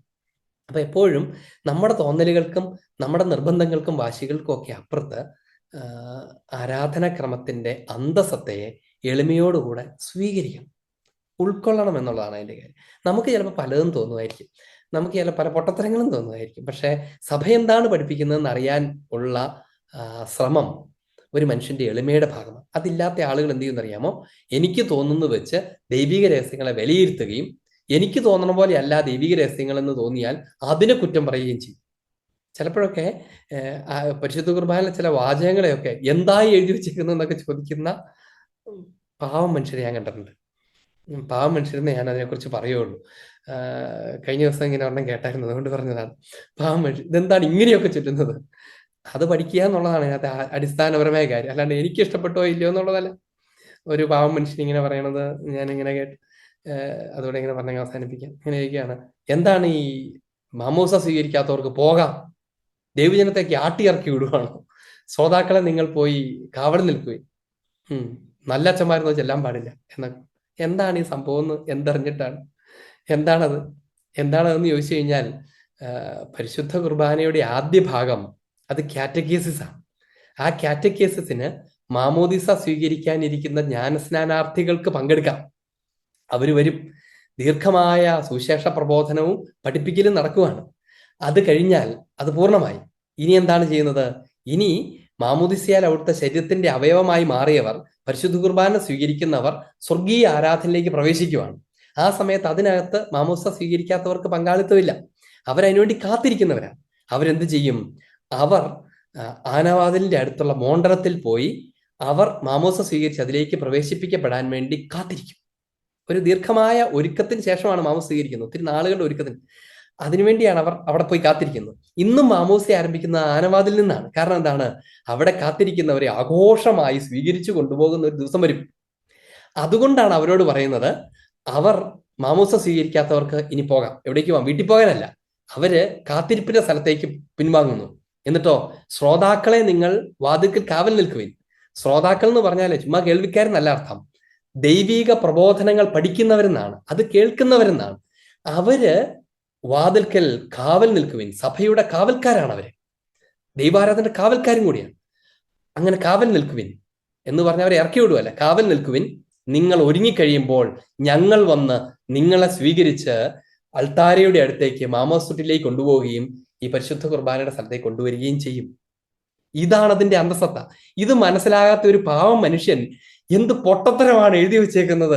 സിറോ മലബാർ കുർബാനയ്ക്കകത്ത് ശ്രോതാക്കളെ നിങ്ങൾ ഇങ്ങനെ ദൈവജനത്തെ ആട്ടിപ്പായിക്കുന്ന വാക്കുകളൊക്കെ കുർബാനയ്ക്കകത്ത് എഴുതി വെച്ചേക്കണം എന്നൊക്കെ വിളിച്ചു പറയണത് കേട്ടാ നമുക്ക് സങ്കടമാണ് തോന്നുന്നത്. സങ്കടം തോന്നുന്നത് മാത്രമല്ല, ഇച്ചിരി എളിമ ഉണ്ടാവണമെന്നും കൂടെ പറയാൻ തോന്നും. നമ്മളിത് എളിമയോടെ പഠിക്കണം.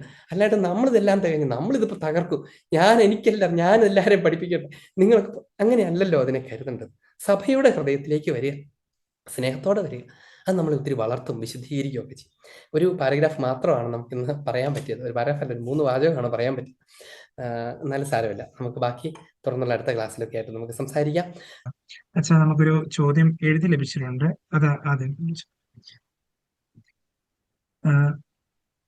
അരുണച്ചൻ പറഞ്ഞപ്പോഴാണ് വിവാഹത്തിന്റെ കൂദാശ പരികർമ്മത്തിൽ പങ്കെടുക്കാതെ വിരുന്നിൽ മാത്രം പങ്കെടുക്കുന്നത് വിവാഹം എന്ന കൂദാശയോടുള്ള അവഹേളനമാണെന്ന് മനസ്സിലായത്.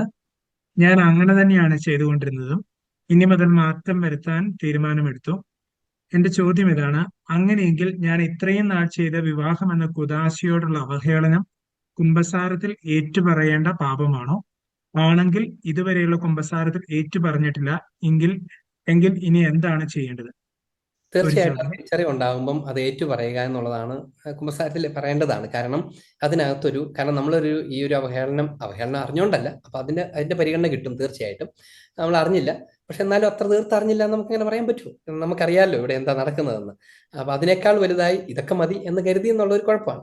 എന്നാൽ പോലും അത് തിരിച്ചറിയുമ്പം കർത്താവ് നമ്മളെ വലിയ സ്നേഹത്തോടെയാണ് സ്വീകരിക്കുക വെച്ചത്. അപ്പം ആ സ്നേഹത്തിന്റെ ഒരു ഒരു ഒരു കുമ്പസാരം എന്ന് പറയുന്നത് പരിഹരിക്കലാണ്, വിശുദ്ധീകരിക്കലാണ്. അപ്പൊ അത് കുമ്പസാരത്തിൽ ഏറ്റു പറയണം. അതാണ് തിരിച്ചറിവിന്റെ സമയത്ത് അത് ഏറ്റു പറയുന്നതാണ് ഏറ്റവും ഉചിതമായ കാര്യം. രണ്ടാമത്തെ എന്താ? രണ്ടാമത്തത്, ഇപ്പോൾ വിവാഹത്തിന് മനസ്സമ്മതം മധുവിന്റെ വീട്ടിലെ കല്യാണം എന്ന പോലെ കണക്കാക്കി വിരുന്നെല്ലാം നടത്തുന്നു. മനസ്സമ്മതം കൂദാശയല്ലല്ലോ. അങ്ങനെയെങ്കിൽ മനസ്സമ്മതത്തിന്റെ പരികർമ്മം പള്ളിയിലെ ഒഴിവാക്കി വിരുന്നിൽ മാത്രം സംബന്ധിച്ചാൽ അത് എങ്ങനെയാണ്?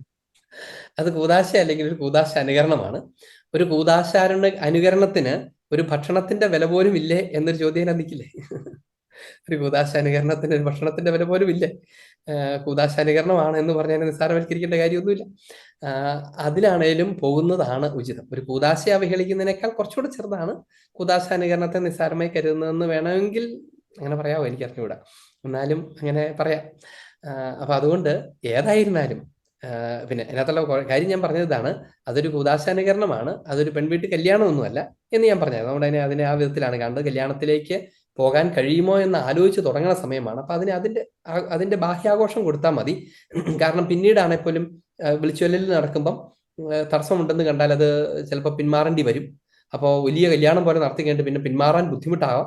അപ്പൊ ആ നേരത്തെ എന്നേലും ആട്ടെ നമ്മുടെ കല്യാണത്തിലേക്ക് പോകേണ്ടി വരാം. ഇങ്ങനത്തെ അപകടങ്ങളൊക്കെ ഒഴിവാക്കാനും അത് പ്രായോഗികമായി സഹായിക്കുമെന്ന് ഞാൻ പറഞ്ഞതാണ്. അതുകൊണ്ട് അല്ലാതെ മനസ്സമ്മതത്തിന് ഒരു വരയില്ലെന്നൊന്നും അല്ല പറഞ്ഞത്. പിന്നെ ഒരു പൗരസ്ത്യ പാരമ്പര്യത്തിൽ പ്രത്യേകിച്ച് ജെറുസലേമിലൊക്കെ ഈ മനസ്സമ്മതം എന്ന് പറയുന്നതിനെ കുറച്ചുകൂടെ ഗൗരവമായി കണക്കാക്കിയിരുന്നു എന്നൊരു പാരമ്പര്യവും നിലനിൽക്കുന്നുണ്ട് എന്നും കൂടെ ഞാൻ എൻ്റെ കൂടുതൽ ചേർത്ത് പറയാം. എന്തായിരുന്നാലും എനിക്ക് ചോദിച്ചതിന്റെ ഉത്തരം ഇതാണ്: ചെറുതാണെങ്കിലും വലുതാണെങ്കിലും ദൈവീക കാര്യങ്ങൾ കഴിഞ്ഞിട്ട് ആഘോഷങ്ങൾ അല്ലെങ്കിൽ ബാഹ്യാഘോഷങ്ങളെ കരുതിയാൽ മതിയല്ലോ എന്നാണ്. ഒരു ചോദ്യം കൂടി ഇതോടൊപ്പം വെച്ചാൽ, വിവാഹം എന്ന കൂദാശ പരികർമ്മം ചെയ്യുമ്പോൾ ഒന്നിൽ കൂടുതൽ വൈദികരുടെ സാന്നിധ്യത്തിൽ നടത്തുന്നതും ഒരു വൈദികൻ മാത്രമായി പരികർമ്മം ചെയ്യുന്നതും തമ്മിൽ എന്തെങ്കിലും വ്യത്യാസമുണ്ടോ? ചില വിവാഹത്തിൽ അൾത്താരയിൽ നിറയെ വൈദികരെ കാണാറുണ്ട്. അതായത് ഏത് കൂദാശയും പരികർമ്മം ചെയ്യാൻ ഒരു കാർമ്മികനെ ആവശ്യമുള്ളൂ, അഥവാ ഒരു കാർമ്മികനാണ് ഇത് പരികർമ്മം ചെയ്യുന്നത് എന്ന് വെച്ചാല്, നമ്മൾ പണ്ടൊക്കെ ചില ആൾക്കാരൊക്കെ പറയുമായിരുന്നു പ്രധാന കാർമ്മികനും സഹകാർമ്മികനും. അങ്ങനെ ഒരു വാക്കില്ല.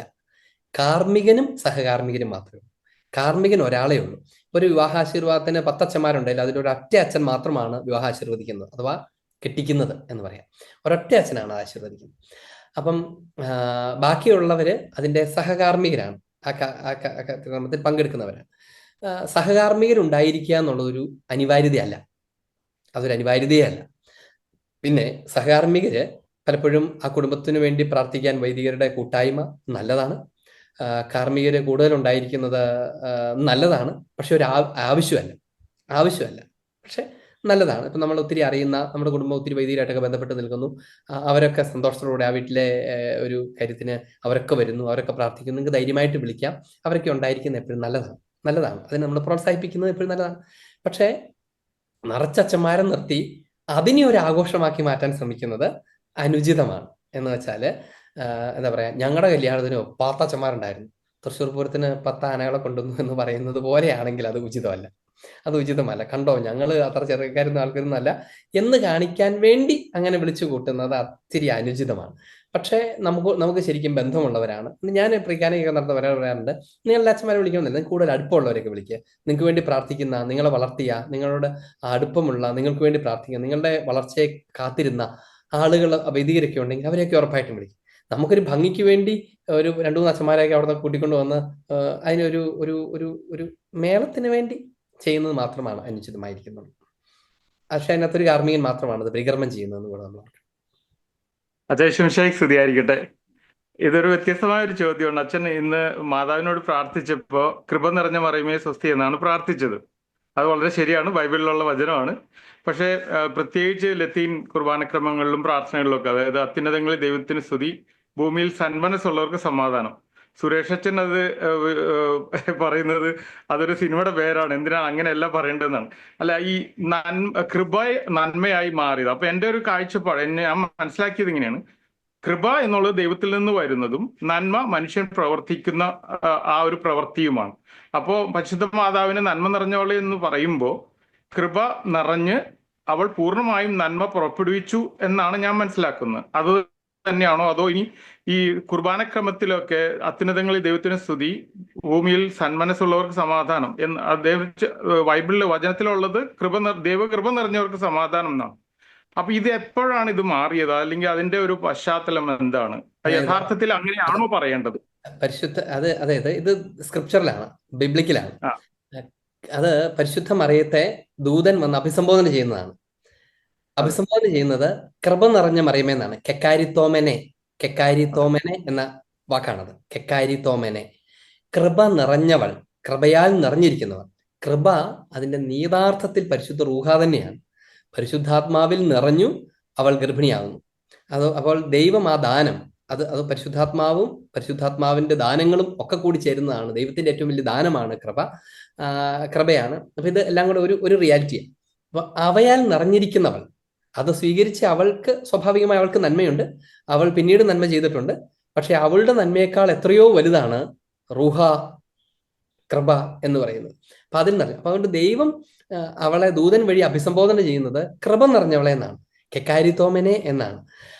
അതുകൊണ്ട് ശരിക്കും പറഞ്ഞാൽ അതിനെ വെറുതെ ഒരു ഗുഡ്നെസ് അല്ല. ഇംഗ്ലീഷിൽ ചെല്ലുമ്പോഴും എനിക്ക് തോന്നുന്നു ഫുൾ ഓഫ് ഗ്രേസ് എന്നല്ലേ എഴുതുന്നത്, ഫുൾ ഓഫ് ഗ്രേസ് എന്നാണ്, കൃപയാൽ നിറഞ്ഞു. നമ്മുടെ മലയാളത്തിൽ എങ്ങനെയോ അത് നന്മ നിറഞ്ഞ എന്നായിപ്പോയി എന്ന് മാത്രം. പിന്നെ അതൊരു നന്മ നിറഞ്ഞ പറയുമേ എന്നുള്ളതൊരു ലിറ്റർജിക്കൽ പ്രെയർ അല്ല, അതൊരു പോപ്പുലർ പ്രെയർ ആണ്. അതുകൊണ്ട് അതിനകത്ത് ശരി അങ്ങോട്ടും ഇങ്ങോട്ടും മാറ്റി ശരിയായ അർത്ഥത്തിൽ അതിനെ ആക്കിയാൽ ഒരുപക്ഷെ മെല്ലെ അത് അതിന്റെ ഭാഷയെ ക്രമപ്പെടുത്തിയാൽ അത് നല്ലതായിരിക്കും എന്നാണ് എനിക്കും തോന്നുന്നത്. ഒരു ചോദ്യം, അച്ഛൻ ഉപയോഗിക്കുന്ന ഈ വത്തിക്കാൻ കൗൺസിലിന്റെ പുസ്തകം ഇപ്പൊ ഞാൻ ഇത്തവണ നാട്ടിൽ ചെന്ന് കഴിഞ്ഞ ദിവസം വന്നുള്ളൂ. പക്ഷെ അച്ഛൻ വായിക്കുന്നത് ഇതുമായിട്ട് വ്യത്യാസമുണ്ട്. അപ്പോ എനിക്കൊരു കൺഫ്യൂഷനായി. ഇപ്പൊ അച്ഛൻ ഇന്ന് വായിച്ച പാരഗ്രാഫില് പ്രധാനപ്പെട്ട വാക്കുകളൊന്നും എന്റെ പുസ്തകത്തിൽ ഇല്ല. ഓക്കെ ഞാൻ ഓക്കെ സജസ്റ്റ് ചെയ്യുന്നത് നിർബന്ധമായും POC പബ്ലിഷ് ചെയ്തിട്ടുള്ള രണ്ടാം വത്തിക്കാൻ കൗൺസിലിന്റെ പരിഭാഷയാണ്. ഓക്കെ ഇനി അച്ഛൻ, താങ്ക് യു അതിന് വെരി കൂടെ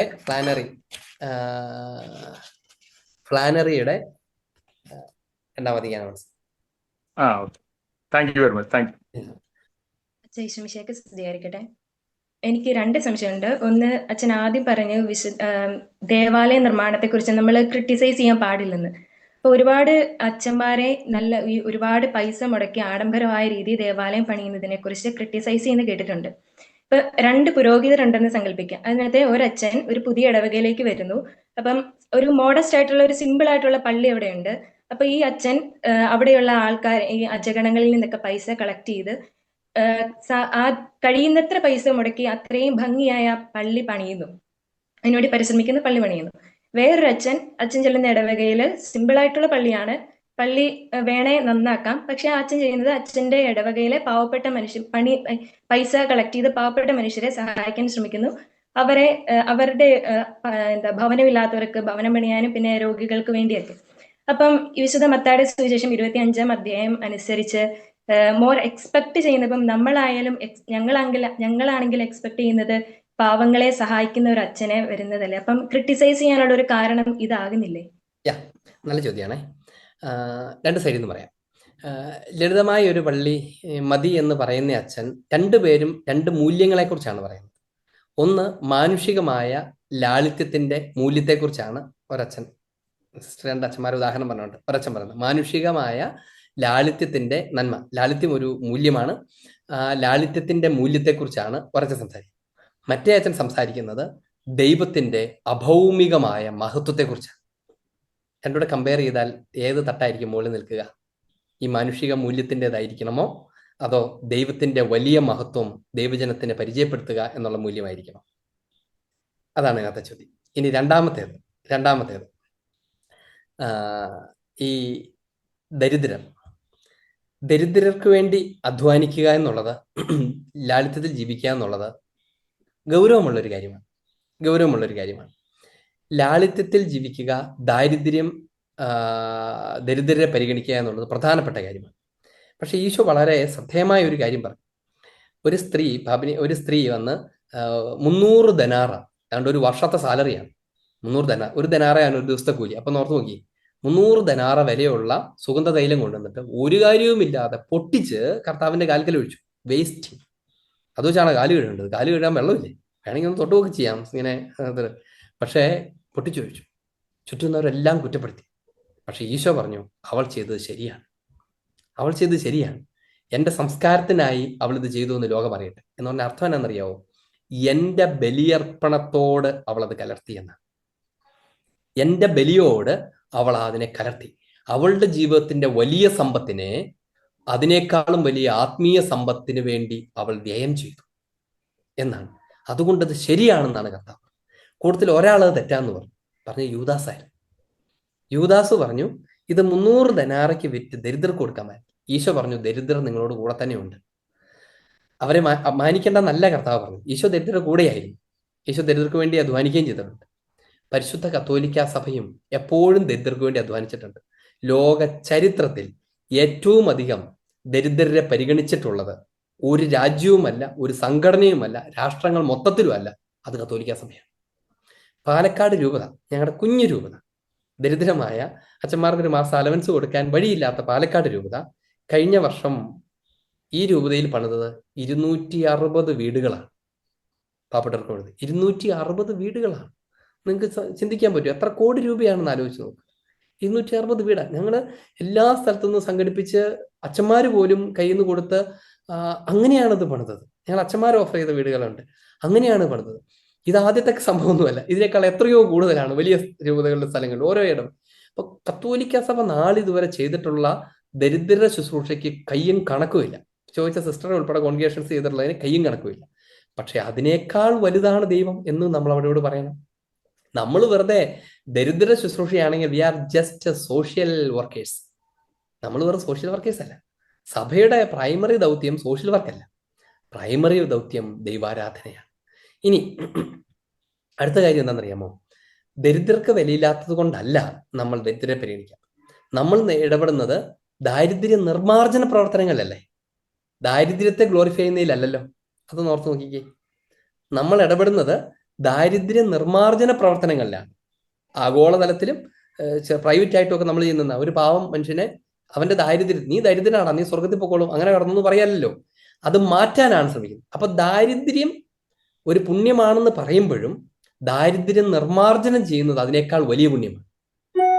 അപ്പൊ അതുകൊണ്ട് സ്വർഗീയ രഹസ്യങ്ങളെക്കുറിച്ച് സംസാരിക്കുന്നതും അതിനുവേണ്ടി പണം മുടക്കുന്നതും ഒക്കെ വലിയ കാര്യമാണ്.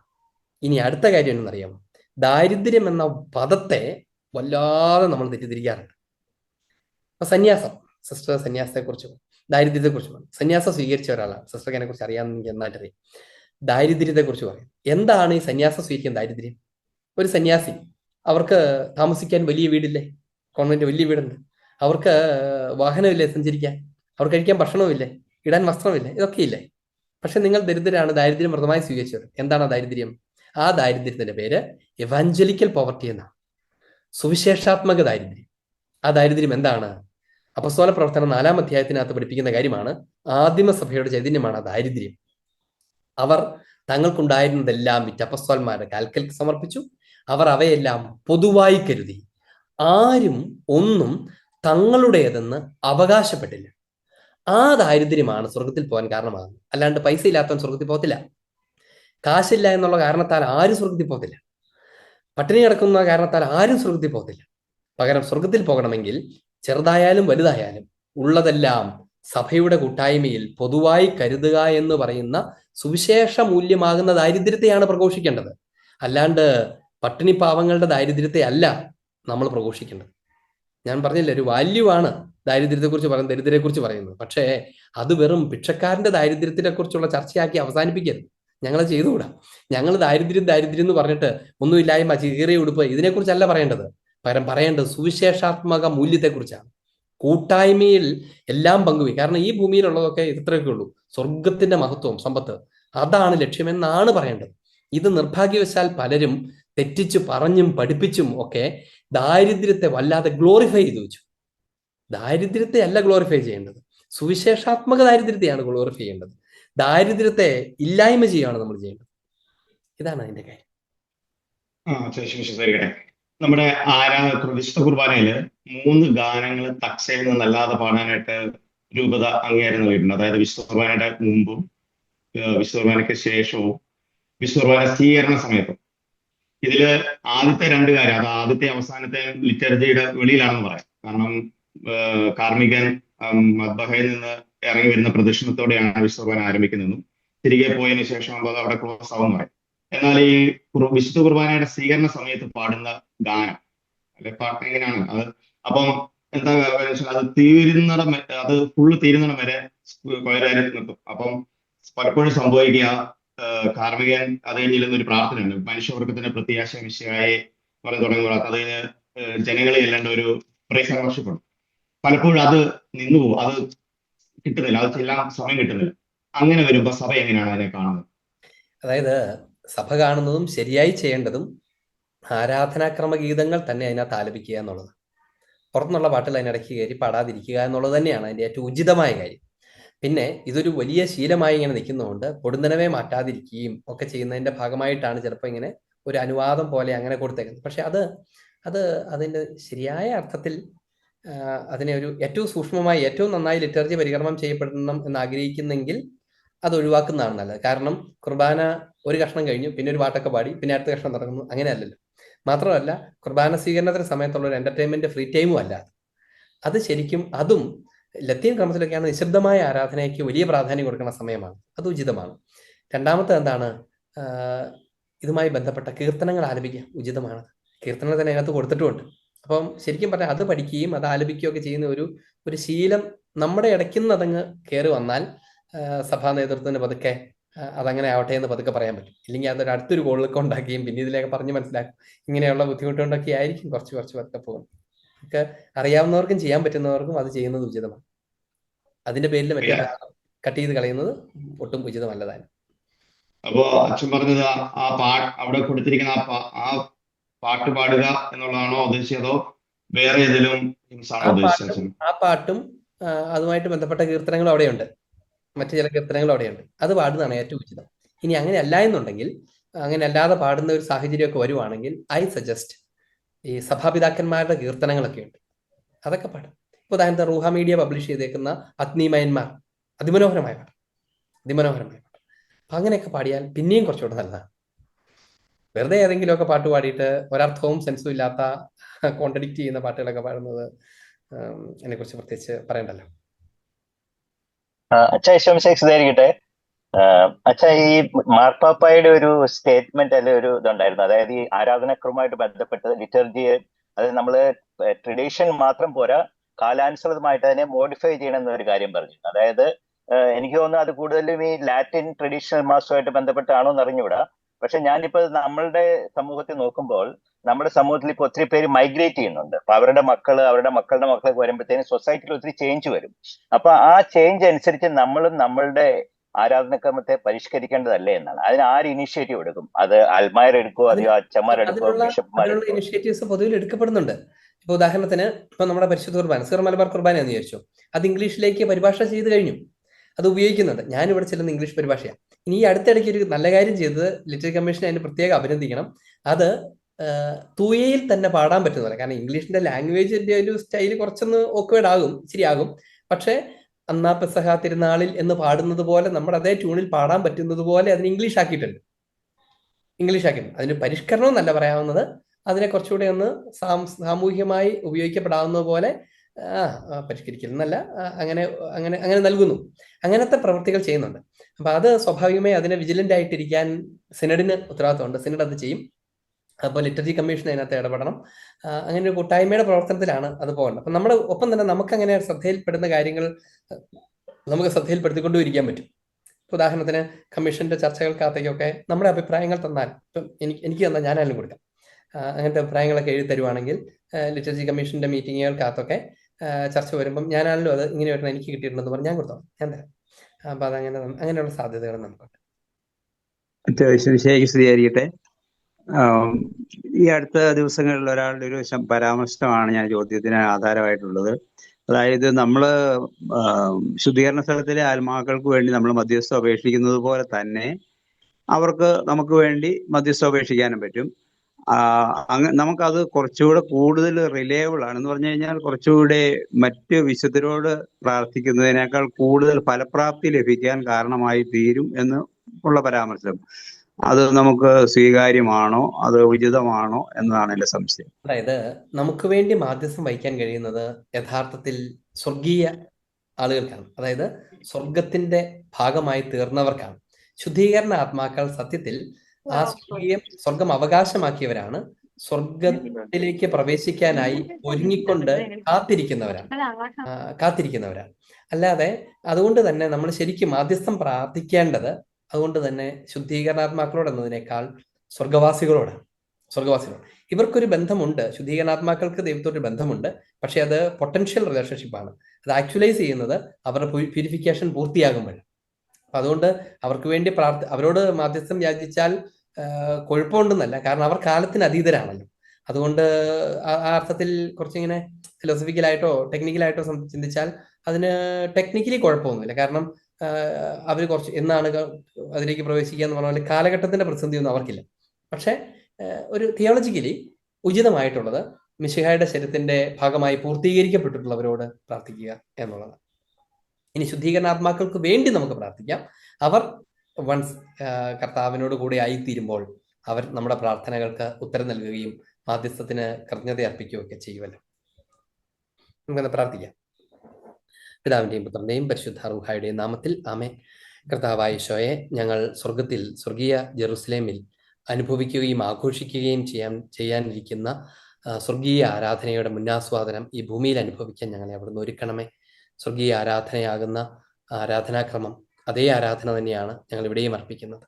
അത് ഈ ഭൂമിയിൽ ശ്രദ്ധയോടെ, വിശുദ്ധിയോടെ, ഭക്തിയോടെ, അറിവോടെ അർപ്പിക്കാൻ കഴിയുന്നവരായി ഞങ്ങളെ പഠിപ്പിച്ച് പരിശീലിപ്പിച്ച് വളർത്തണമേ.